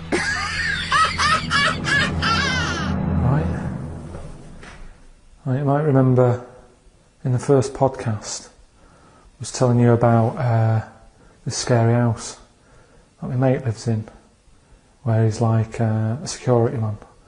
You're not like a security man, are you? What are you? Well, I just look after it. You just look after it and that, he just looks after it. So this is it, because I thought I'd show you around it, because just in case you thought I'd made it up and that, about the bit about the flies and all that, where there's flies on the shelf and stuff. So this is the sort of state I was telling you how it's a mess. This is it. Ceiling's caving in over there. It's just there.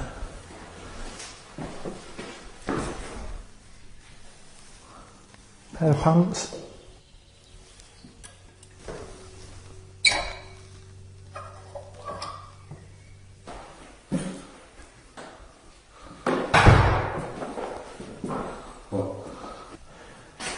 Right then, we've found the room that I was talking about on the podcast, with the dead flies and that on it.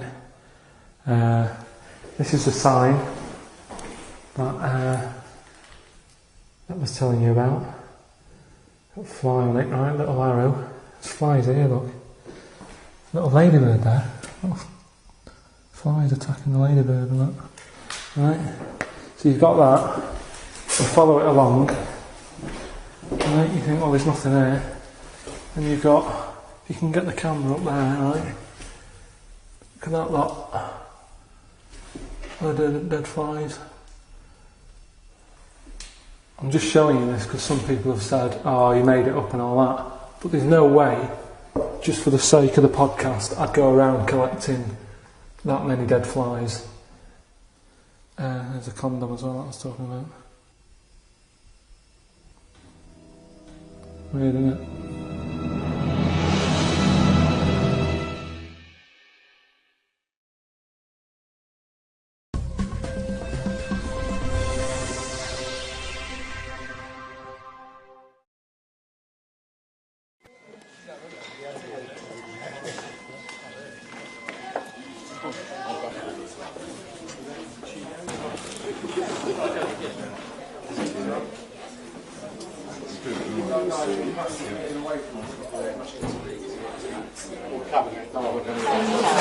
Hi, I'm Ricky Gervais, here on the set of Extras. Extras 2, coming soon. People are busy working away, and they're annoying me a little bit because I'm trying to do this, so I'm in charge. Shut up!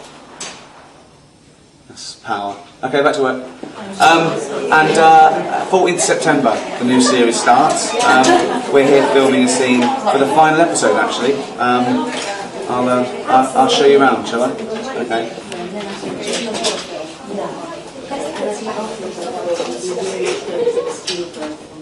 I know what you're thinking. What hospital are we filming in? It's not a hospital. She's not a real nurse. Let's we just put this in. Hey? Do these look ill? Bad example. We're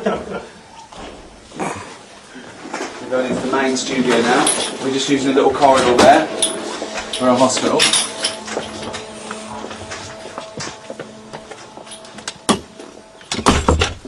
Ooh.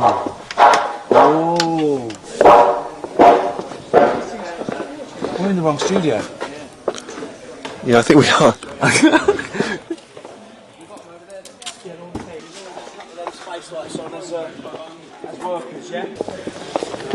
Oi, oi, who's this little face? Excuse me. Yeah, can I help you? It's Robert Lindsay off My Family. Well, not just My Family. Citizen Smith, GBH. Repeated soon on E4. One of the best drama series of the last 25 years. What are you doing here, Robert? Well, Why am I? Yeah, I've been asked to work with you two. That's an exclusive. That's not out. That's something the papers haven't got. Robert Lindsay's in extras as well. There's a little bonus for you.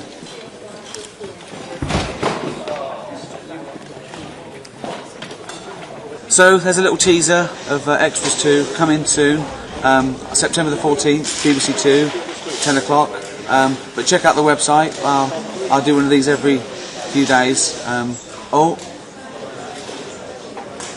sorry. I've gone toilet. Oh, I've gone toilet. Can you empty it? Can you empty it?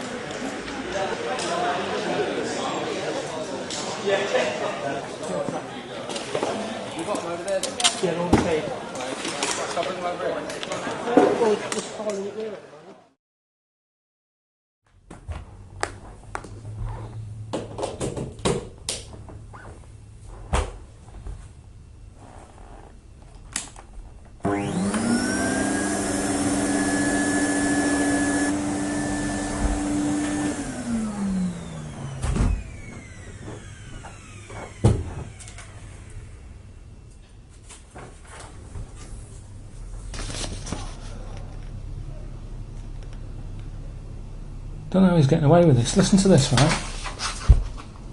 Crudge evolved bi-goggles at one end and Flagy-plays at the other, right? Eventually becoming Whittles. Some Crudge went on the other way, developing a uniflap and becoming a Sploon. Sploon grew into Flunts, and Whittles branched out as Scruddlers and Wumps. So I don't understand why people want to read about these sort of made-up animals when there's weirder stuff than this knocking about anyway. Do you know what I mean? Like, I read something about a crab that what it does, it's born, right, and then it's floating about in the sea, and it spends its days looking for a mussel. Do you know, like the mussels you get in the sea? It spends its day finding one of them that's got a little gap in it, gets in it. That's it. It's done its sort of life's job. It just gets in the mussel and stays there. So that's pretty weird. Do you know what I mean? You don't need to sort of invent a Sploon, a Spluff, and a Wumph. The Moulon. It's the most intelligent being on the planet. It believes that all life is precious and never knowingly hurts another flanimal. The saddest sound in the universe is the whimper of 1,000 Moulons when one dies. Do you know what I mean? That's quite sad, isn't it? It's like whale noises, that, isn't it? Because they say, what do they say? Like how if a whale's crying, another whale can hear it from miles away. Which must be well annoying, because I think, like, say if you're a whale and you're sick of hearing things crying, you'd travel miles to get away from that whale that's crying. But then, as you're going away from it, the chances are you're going towards another whale that's crying. So you can't get away from whales crying. And yet people say, oh, if I come back, I'd like to come back as a whale. There's no way I'd do that. Just having all stuff crying around you, you'd be well depressed. That's why they always look sad, whales. Because all they're hearing is crying. That's like a moulin.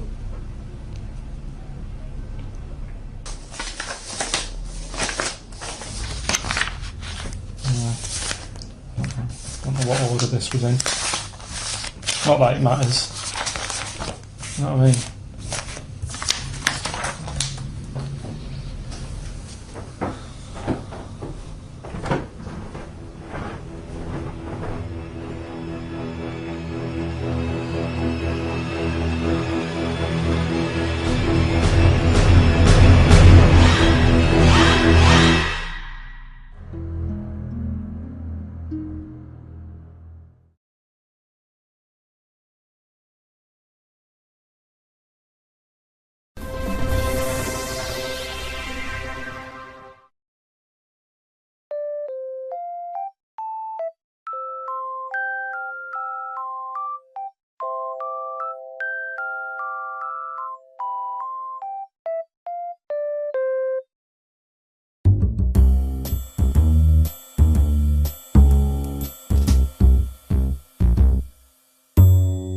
Ricky and Jane were going on holiday for a few days and had arranged for Glyn to come in and make sure the cat was okay while they were away. I'm sick of that cat. I was surprised that they hadn't paid for the little shit to go away with them on first class. Blimey, getting a bit vitriolic in the Why doesn't he like the fact that I've got a cat and I love the cat? Why? It's just everything in that house that you've got gets sort of special treatment, and it's a cat. And it What do you mean you get annoys me. special treatment? Sometimes we put food down for it, and sometimes it gets on our lap and we stroke it. You don't just stroke it. We're you not sending massage it. You massage its back. You go, no, you're stressed out. Well, no, it's good. No, I'm not saying you stressed out. At no point did I say you stressed out. You said, "What the fuck are you doing for? Is it stressed out or something?" I like touching my cat. To be honest with you, I don't like Ricky's cat. I can't believe Because every time I go around there, it goes straight for Magoolis.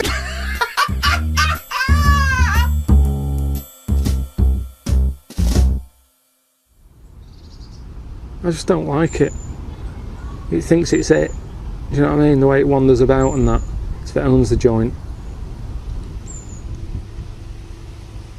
Jonathan Ross gave it him.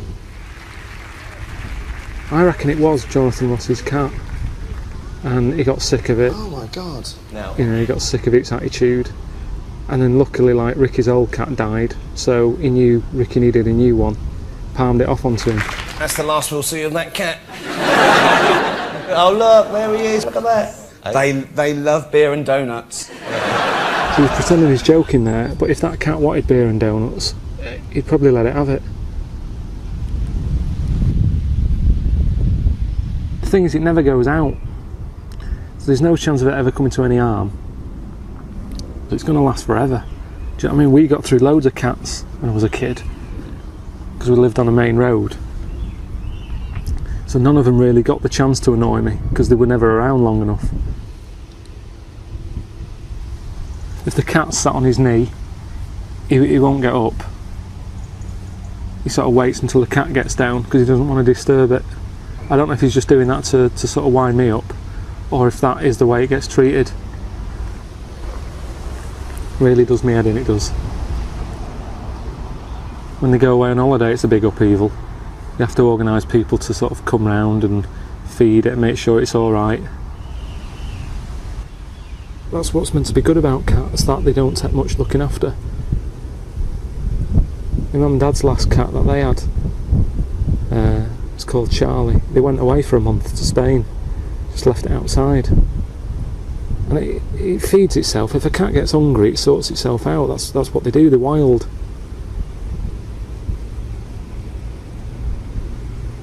I mean, it had lost an eye by the time they got back, but it didn't go hungry. Sick of it. Hello. We've taken time out of our busy schedule to tell you about the new series of the Ricky Gervais Show. It's coming soon, in fact very soon, August the 22nd. It's another 6 half hours of drivel, available on iTunes and Audible. and we've got loads to talk about because we've just been filming the new series of Extras, which is, you know, turning out fantastic. Well, that's not for us to say. Wow, it's us that's talking. I'm telling you, it's brilliant. No doubt win all the awards. Well, we don't do it to win an award. It's not, no, we don't do it to win an award. We do it to win loads, particularly the American ones. Brilliant, so look forward to that as well. But anyway, the Ricky Gervais Show, featuring me, Ricky Gervais, Stephen Merchant, Hello and, there. of course, Karl Pilkington. There he is. All right. So, yeah, we've been working with the likes of Orlando Bloom and Chris Martin from Coldplay. David Bowie, Sir Ian McKellen, Daniel Radcliffe. So we've got a lot to talk about, haven't we? We've got a lot to talk about. And Karl, it's been 3 months. So have you got anything to talk about? Have you been doing stuff? Yeah, I've been doing loads of stuff. Yeah. Yeah, we say that. The reason I ask is because on one podcast, your entire week's events consisted of going to the cobblers, and that made it into the diary. So, have you done anything interesting? Yeah, just doing loads of stuff, yeah.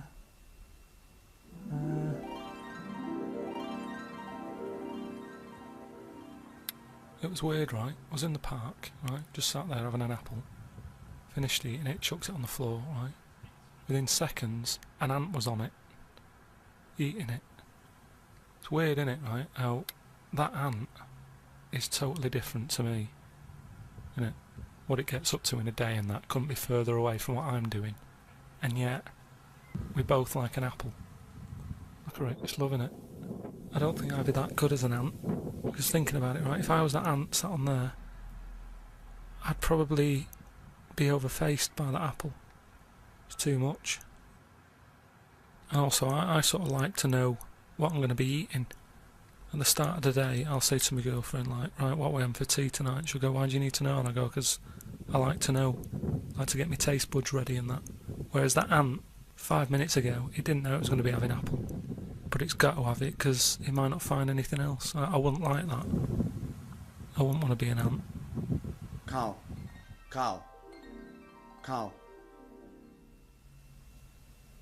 What were you thinking just then? Just thinking of stuff that I've been up to and that. Daydreaming, more like. Nothing wrong with daydreaming, Steve.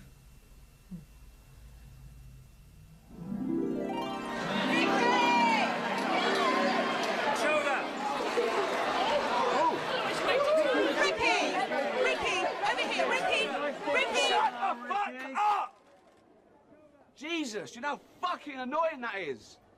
Go and do something. Just fuck off. Go on, go home. Read a book. Jesus. That's my headache. Right? Yeah. So just to recap, all new Ricky Gervais Show with Ricky Gervais, Steve Merchant and Karl Pilkington, available from August 22nd on iTunes, audible.com or via Ricky Gervais' website, rickygervais.com. Is that it? That's The awards. Huh? Awards. What?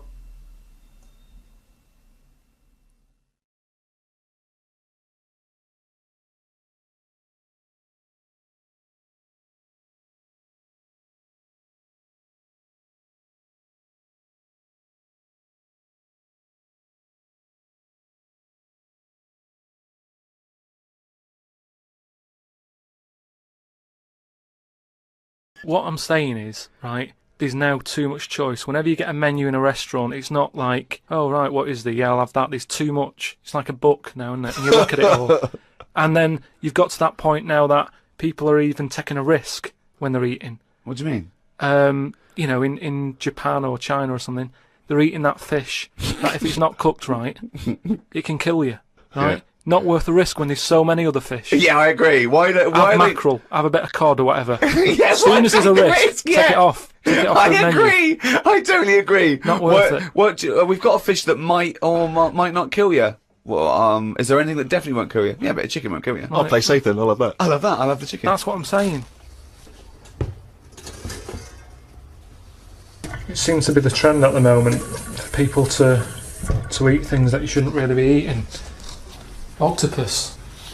They say, oh, it's best if you eat them alive or something, right? And there's been stories of people who've been eating them, and because they're still alive, the legs are like, you know, you get round the neck and what have you, inside, and they choke you. Why would you want to eat that? If you're going to eat a live animal, don't eat one that's got 8 arms that can get hold of your neck.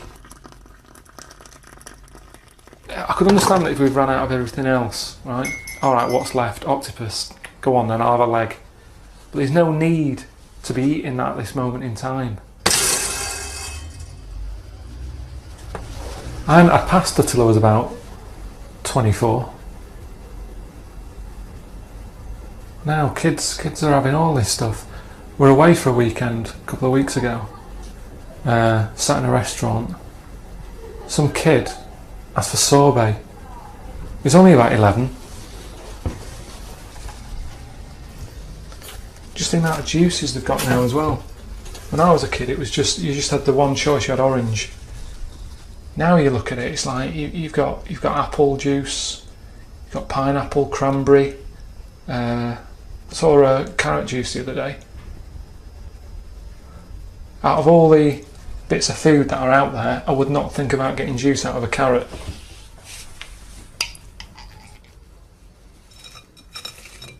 People are always going on about that place where they eat dogs, saying, "Oh, that's terrible." That. But I don't think it's that bad. As long as it's it's their own dog. If we're eating octopuses, why are dogs getting away with it?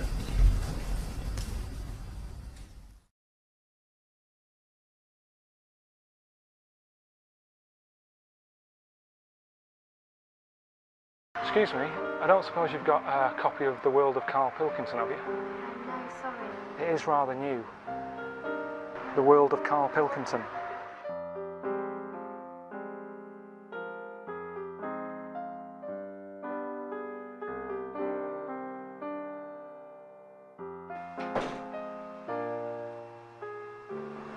No luck, Karl. Never mind. There's still a few more to try. Good old yellow pages. We don't just help with the nasty things in life like a blocked drain. We're there for the nice things too. You do? Great. Can you keep it for me? Yeah, my name is Karl Pilkington. Yeah. Yeah, it is me on the cover, yeah. Do you mean it looks round? Heads are meant to be round, you cheeky bastard. Just keep it for me.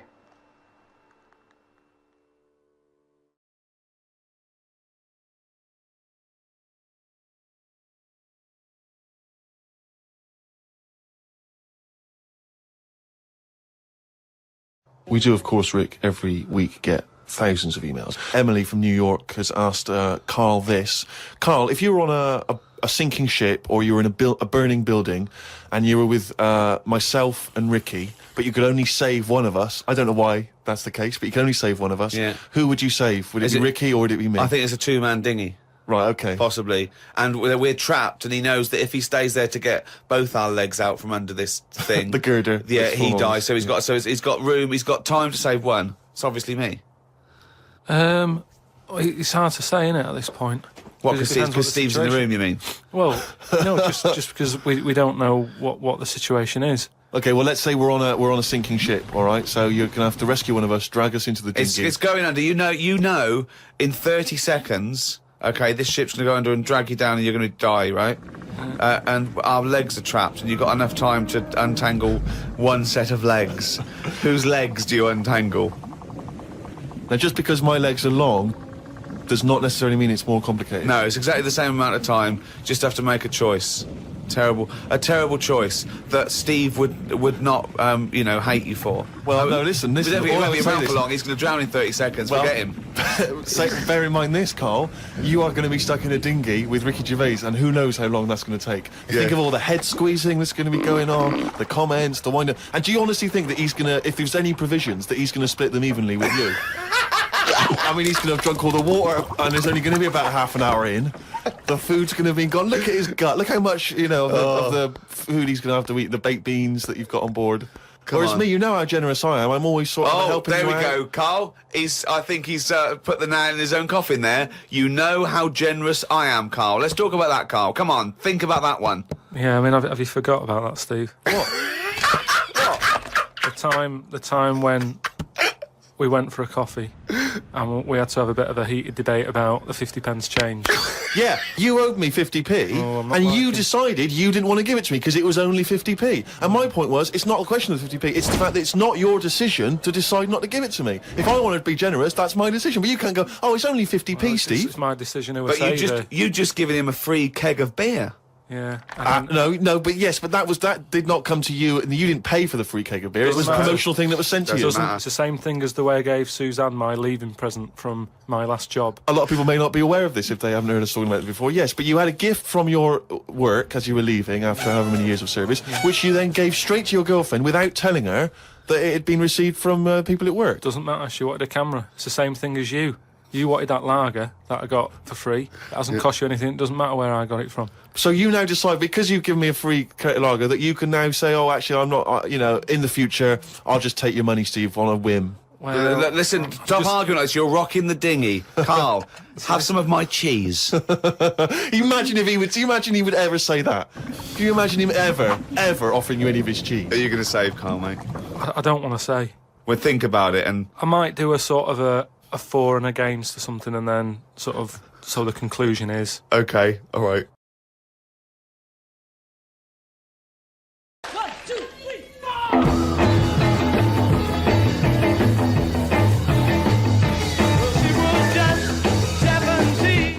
Well, she was just 17, well, you know what I mean. The way she looked was way beyond compare. I wouldn't dance with another. I'll stop you there. Go on. I'll stop you there. What's the matter? So, and that's playing day. Yeah, wow. Idiot. Bloody idiot.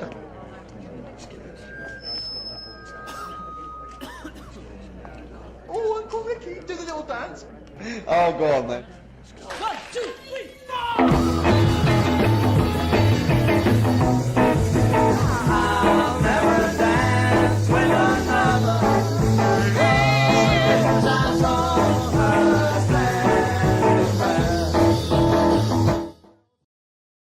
The long and winding. Shut up. Okay. Yeah, I sort of fused Flashdance with MC Hammer shit.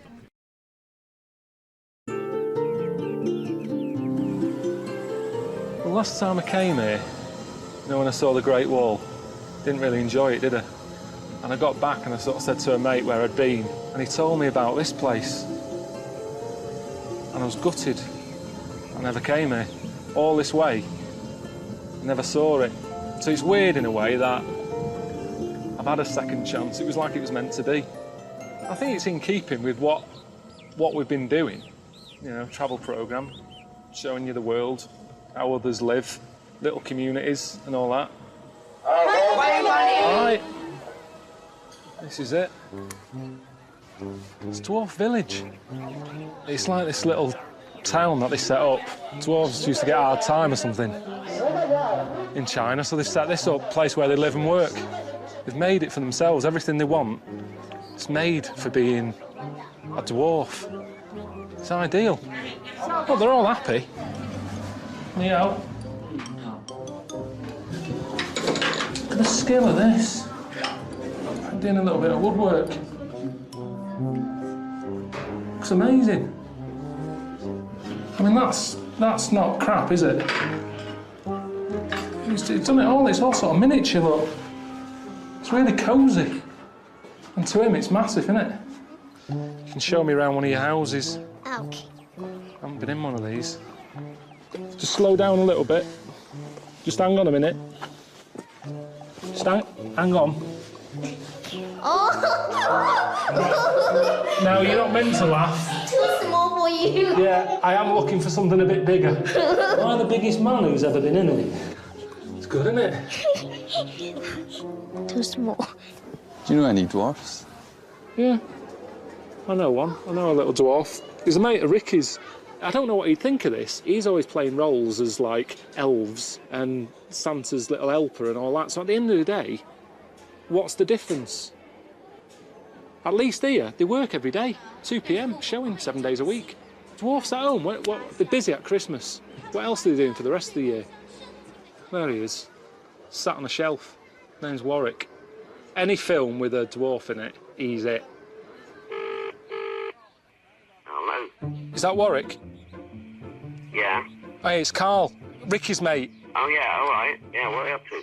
I'm just in China.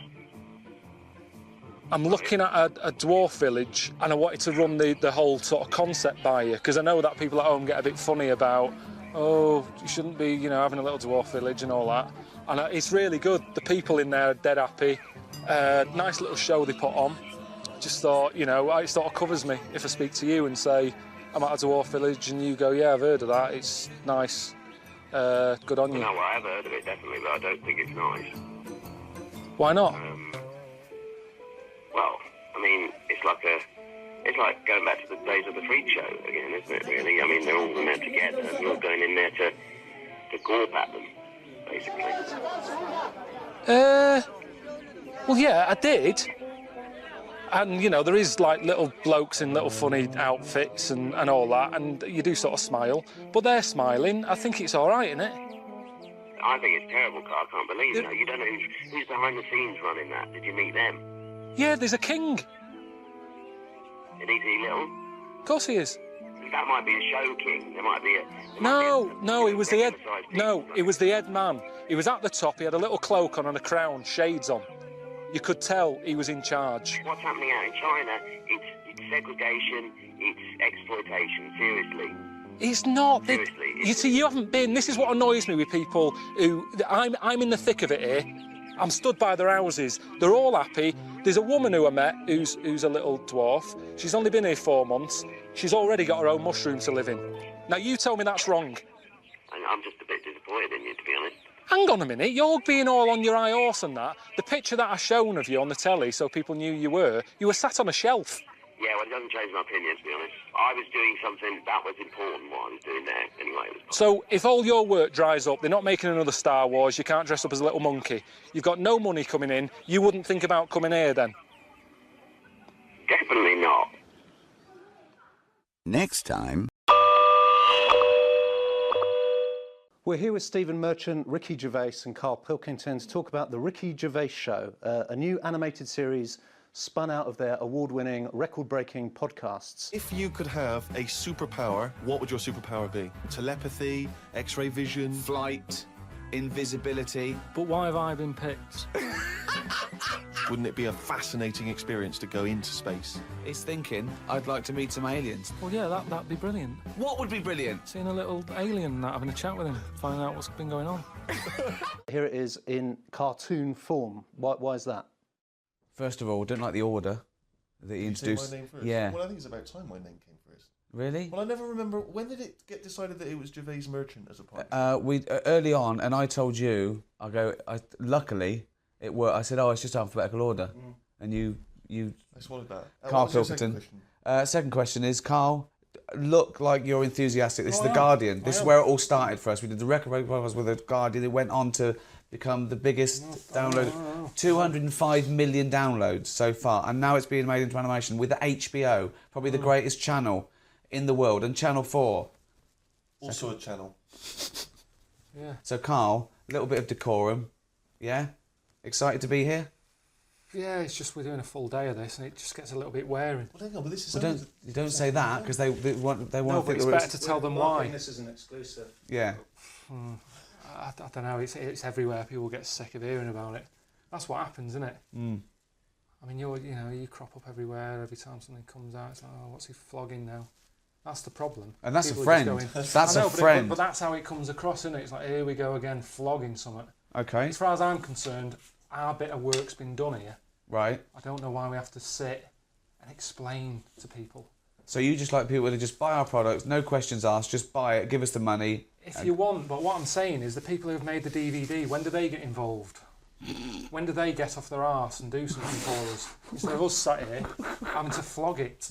It comes across cheap. I hate it. But they don't. But the people looking at this don't want to see the fellow who does the accounts for HBO, do they? But this is a nice symbiotic relationship with The Guardian. The Guardian said, yeah, we're... Guardian, these are nice people. Don't you want people to see this? Aren't you proud of it? It's not the best thing I've ever done. What's the best thing you've ever done? Your fucking paper round. Because that's the only two things you've done so far in life. You had a paper round, then you had this, then you met us. I just feel like Is there a DVD of the paper round coming out soon? Yeah, I'd like to see that. He reckons that's the best job he's ever had. He said I was my own boss. No, you weren't. No, but it's the best job that I did as well. I felt confident in it. If people said, what do you do? And I do a paper round, I reckon all my customers would have been like, it's bloody good as well. Always the right paper, didn't rip it in a letterbox. Yeah. I was good at it. This shouldn't have happened. This is all an accident. You Right. said, oh, HBO are animating it. I said, great, how much? And you go, oh, well, don't worry about that. You know, I still don't know to this day what I'm meant to be getting out of it. The drawing, you sort of, all I heard you say to him is make his head rounder. I've had no input into it at all. It's just. What do you think of the roundness of the head? What's your opinion of Karl? Same shape as yours. Yeah, it's a perfectly admirable head. I'd be proud to have that head, and apparently I do. And have you seen the animation? Yeah. What do you think? I thought you looked a bit like Fred Flintstone. Well, yeah, a bit Fred, bit Barney, but that's what we said. We wanted it sort of Hanna-Barbera, that sort of, you know, cuddly retro look. Because the things he says on the podcast, if you add to that a nasty, scary cartoon, it's going to be over the top. What would be a nasty, scary cartoon? Like if you were all naked or something? Oh no, just like spiky and, Right. and trendy, and I think it had to be nice and cuddly because he's a little funny, little cuddly creature, isn't he? You know, it's just like a lovely little round-headed. He's got a heart of gold, really. The Sun love it. They say it's good. The Mirror says it's genius. Seth MacFarlane, creator of the Family Guy, said it's the best animation he's ever seen. I don't like comments like that. Builds it up too much. It's just, it's me saying stuff that I think I would have made more of an effort if I'd have known that it was going to end up on the telly. It's like when I was talking about stuff to these two, I'd be saying about the problems my Auntie Nora's having, stuff like that, thinking, well, she hasn't got the internet, she's never going to hear this. Then suddenly, poof, it's on the telly. You know, and she doesn't go out much, so she watches a lot of the telly, and then she's going to be flicking about one night going, oh, that sounds like Karl. Oh, wow, this is good. What's Karl saying here? Just turn it up a minute, turn it up. And I'm talking about her having a wind problem. And it's a little bit... What happened with her wind problem? Well, she's still kind of got it. She's on a lot of tablets and stuff, and it's just sort of playing havoc with her insides. But has Auntie Nora seen it? Have you heard back from her? No, a relation told her that she's been talked about. Right. She doesn't know what about. So are you censoring yourself now that you're more of a media figure? For telly stuff, yeah, because it's proper, isn't it? As soon as something gets on the telly, it takes it up a level. Guardian, online. Well, it's still internet. It's still... I like that. I like the way it's just people... The only people who'll be watching this are people who want to watch it. You don't get any whingers. There's no one going on there. Are you closing off the comments on these things? Because that's annoying. We'll open those up. I'd close them, because it's just people getting involved. If you don't like it, don't watch it. I don't understand that. I don't understand this whingingness. There's loads of things I don't like in life, but I don't stand around saying, don't buy them, you know. Well, you do. I'll buy a DVD for one. No, but I'm just talking about stuff that I'm not a big fan of, Yeah. you know. Which is everything, really, isn't it? But, you know, you're excited by the fact someone puts it on, they watch episode 1, they're like, bam. We've got the second series, that's being made now, that's going on HBO, Channel 4. It's being sold around the rest of the world. Have you been convinced that this is a good product to buy yet or not? It's if you're into buying... You see, I don't buy DVDs, I'm not of that market. I sort of wait until it's on the telly, and this has already been on the telly. So if you really liked it and you want to remember it, buy the DVDs.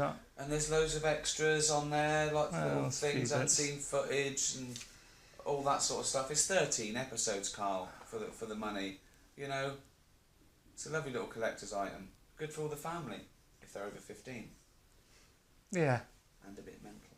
Stephen, any thoughts on this new... I haven't seen it. You haven't seen it? I haven't seen it, so I don't know. But I'm certainly looking forward to my free copy. I shall... It's not free copies, but you do get 30% discount. Great, that's even better. So, it says it's genius, the Daily Mirror. Yeah. The Sun says it's very funny. Don't say the Sun, the Daily Mirror, the Guardian. The Guardian could have given us a quote. Well, they probably didn't like it, did they? I don't know. They're probably going, oh, we started that. Yeah, we should get a cut of that, shouldn't we? Oh, here we go, another hand. Yeah. Yeah, someone else. Jesus Join Christ. the club. You've got 2 houses out the podcast, Karl. Stop fucking whinging. I mean, I'd say steal this from shops if you want. That seems a bit crazy. Well, no, we get paid. Will we? Yeah. Don't steal.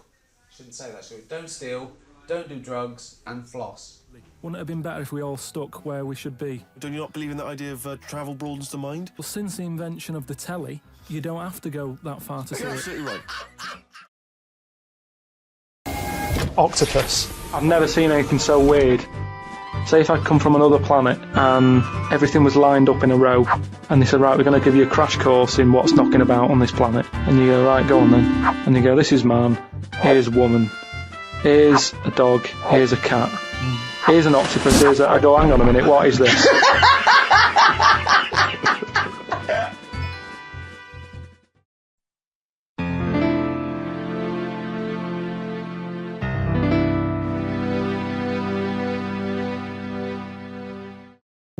I said to Suzanne, I'm sick of it. She's going, you need to do it, we want to get a new kitchen.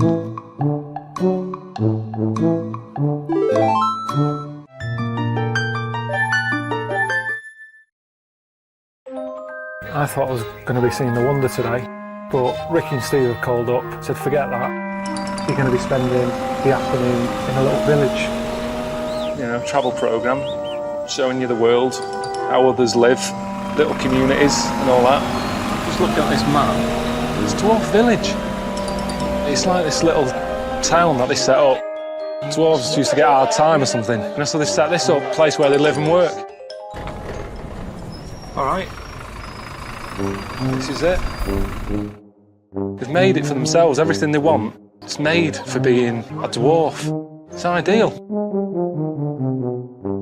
And, you know, there is, like, little blokes in little funny outfits and all that.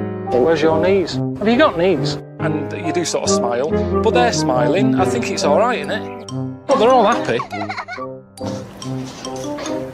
I mean, they've made this bit. Why not just finish it up and put a door on it? They've done the hard bit. A couple of hinges and a door. You can show me around one of your houses. I haven't been in one of these. I'm the biggest man who's ever been in it. I'd rather be a dwarf than like Steve, who's almost a giant, because the world's not made for a giant.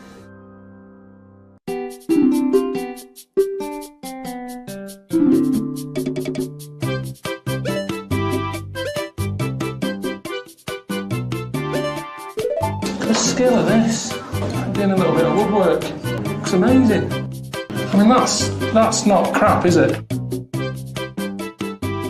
So, if all your work dries up, they're not making another Star Wars, you can't dress up as a little monkey, you've got no money coming in, you wouldn't think about coming here then? Definitely not. And don't worry, I don't say, oh, it's really bad, just think she's 98, let her have a nice rest of the life. Yeah. But instead, she was there, and the annoying thing was, and they do this with a lot of people in hospital, they pump you with drugs, try to sort it out. They don't, you know, there's probably a bit of guesswork going on. Maybe, a little bit. Not as much as you, but go on. Right, and because of that, they sort of break wind a lot. So I'm sat there with my dad talking. Whoa, drugs do that, Steve. I'm sure if there's a doctor listening or a nurse, they will clarify that if they pump you with all sorts of stuff, it wants to come out. Right. So you're sat there having a serious chat. It's a quiet hospital. The woman next door with the blue hands suddenly starts seeping gas, right? I start laughing, because if there's one thing that makes you laugh, it's that, It's a 98-year-old woman with blue hands farting. So you try to hold it in, because it's a really quiet hospital, and it'd be obvious that that I was laughing at, and I didn't want to be mean, but it was funny.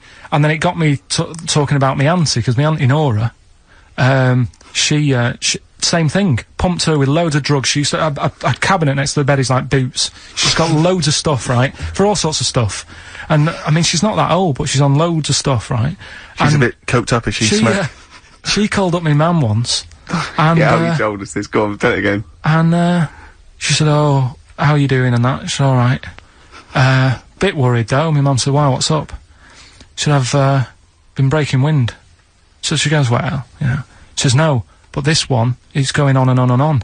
And she was like, she was like, what do you say? What's like passing wind, farting for 5 minutes. one thing, not like, you know, trumping and then nothing. Yeah. Continuous drone of a fart. Yeah. I don't think she had. How big was she? She must be the size of a barn. No, she's not that big. She's, you know, she's good for her age. No, Quite but I slim mean, and that, quite slim. No, It's but just- fighting for 5 minutes. Where's all the gas? Was she circular breathing? Was she sucking it in with her mouth?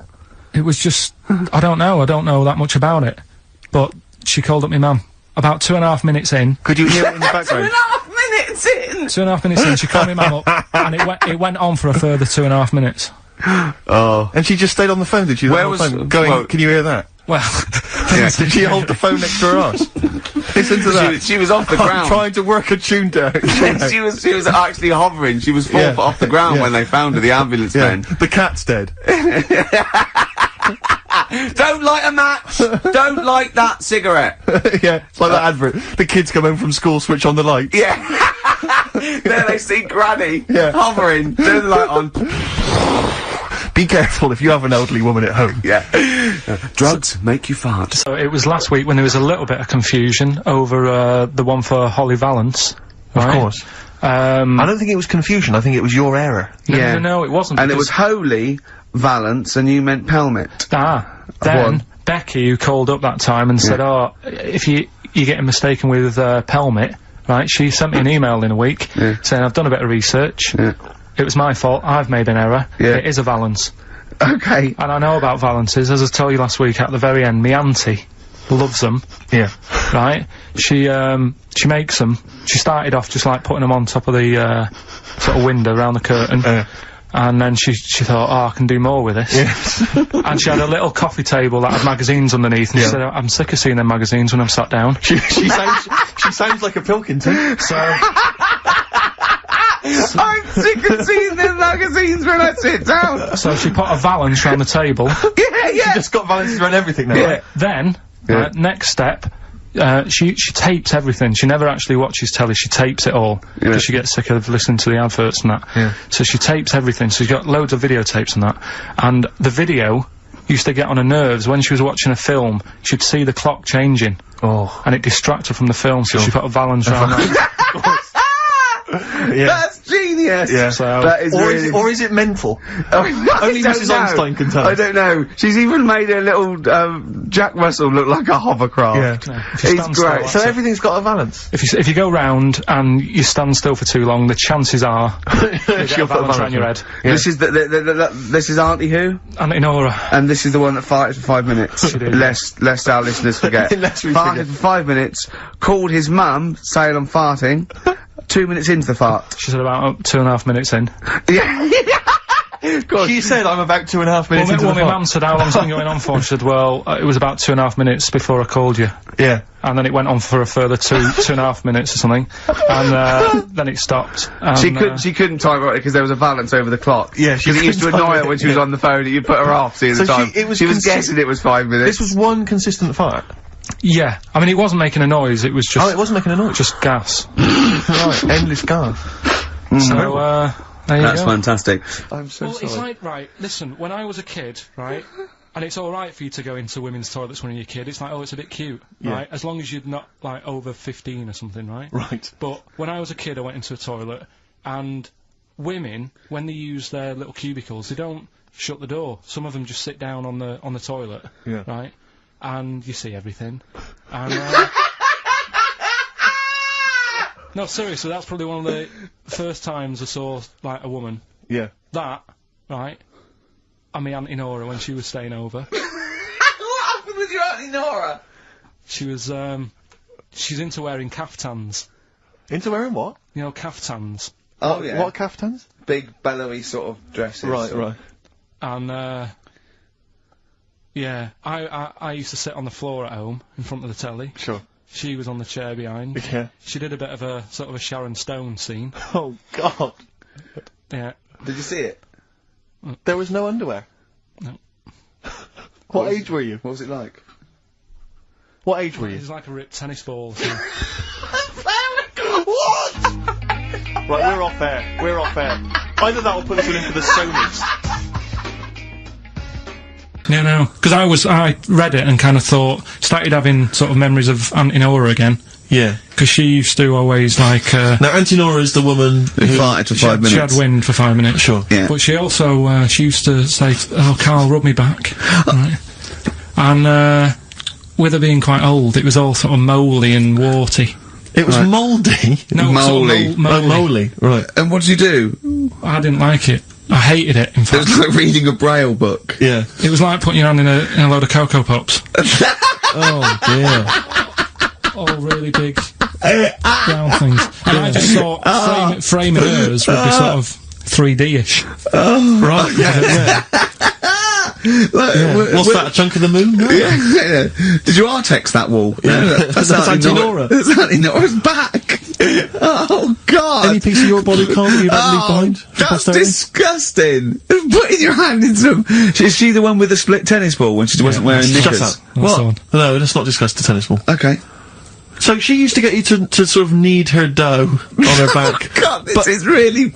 But like, what would she with her dress or whatever? Or she wore those sort of squid-looking things that Sorry, what?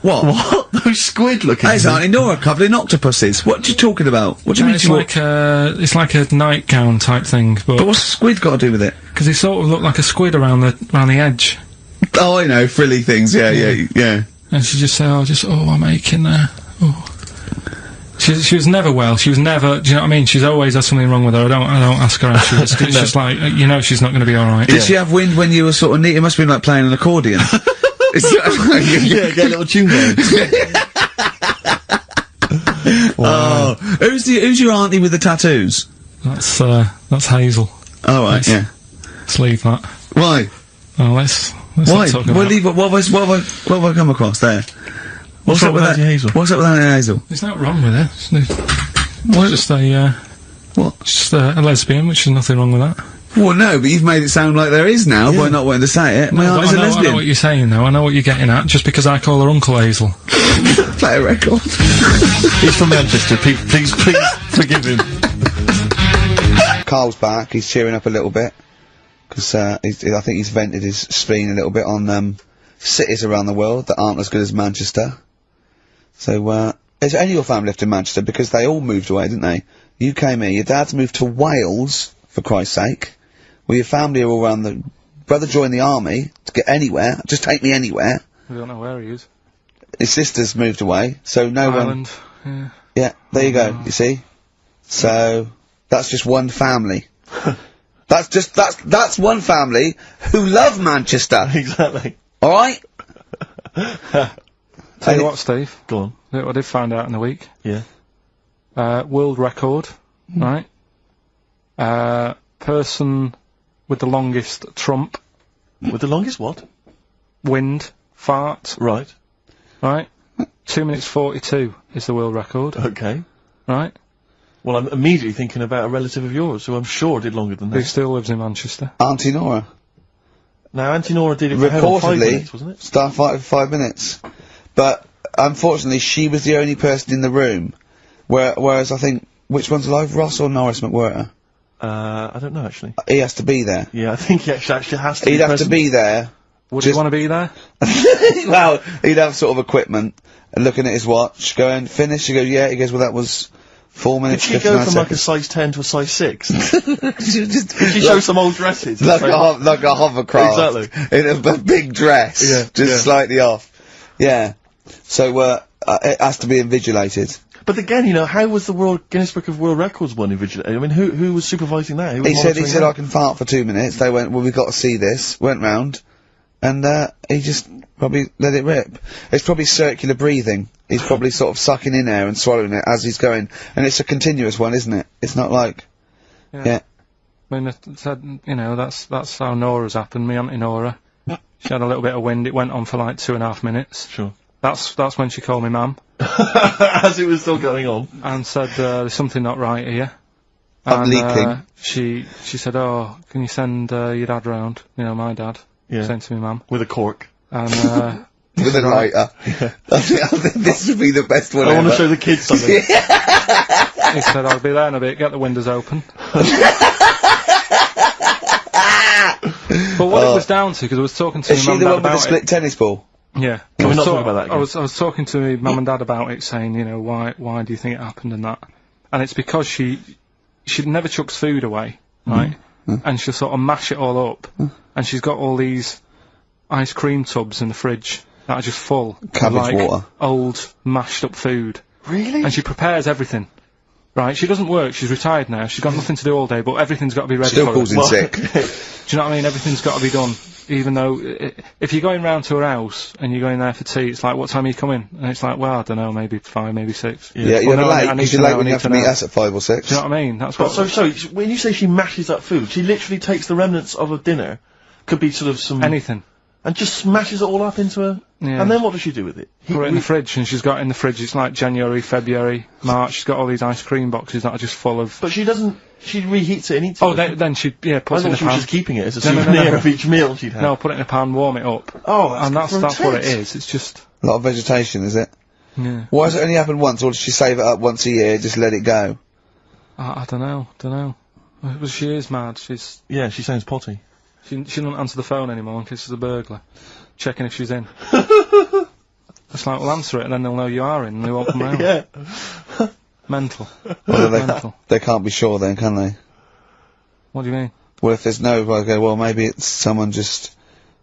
They are in, but they're hiding, whereas if Auntie Nora goes, it's Auntie Nora, we can nick... She'll be farting. We can sneak in when she does a loud one. Because we'll be aware to tell you, what's stopping it? It's got a valance round it, it's got caught on the cat. Alright, Carl's had a bad week. I'm just saying it straight away. He tries to rule out stress in his life, but he's had a bit too much stress this week, haven't you? One, a phone call from his mum, stressed him a little bit. Right. Something he said in a magazine about his auntie, came back to haunt him. Auntie Nora? Auntie Nora, yeah. Don't name her. No. Oh, she knows who she is. No. Okay, we won't name her, right? We'll just say it's the one who farted for 5 minutes, and as, he saw a skirt when he was young, and I found it like a split tennis ball. So it could be any of me aunties. So other stressful things. So anyway, what's the Auntie Nora thing? Sorry, Auntie X. Auntie X. What did she, why is she upset? Well, he mentioned her in Zoo. He did this thing for Zoo magazine, and he mentioned about when he looked up her dress, she had a... by accident, remember? Suggesting you were going around looking up your elderly relatives' dresses in case they weren't wearing... For people who've not heard Carl talk about this in the past, just explain quickly again what we're talking about. Right. He didn't want to talk about it at all. When I was a kid, right, Auntie Nora used to come round, me auntie used to come round. As if there's any ambiguity now. Yeah. My auntie used to come round and stay, right? And I'm sat on the floor watching the telly, right?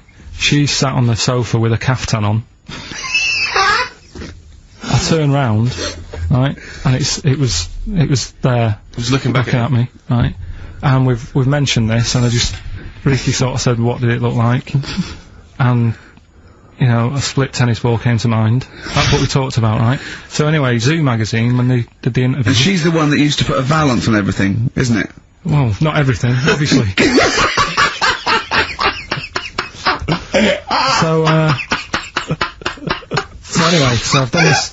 So you did interview in Zoo? Yeah, and like they said, you know, it was like, you know, do you plan stuff and do you worry about stuff when, after you've done the show, you're worried you've upset anyone? And, you know, I was saying, really, I forget people are listening. And, you know, we're just having a chat with mates and that. I said, but now and again, I do worry, when I'm on my way home from the show and that, and I'm thinking about what we've talked about. And I was saying, you know, the Auntie Nora incident. Incident! That's Watergate! Yeah. And, anyway, so this was in there, right? And I was saying in the magazine, you know, but I think I got away with it. She doesn't listen to the show, but, you know, and I don't think she reads Zoo magazine, so... She's more of a nuts woman. Sure, yeah.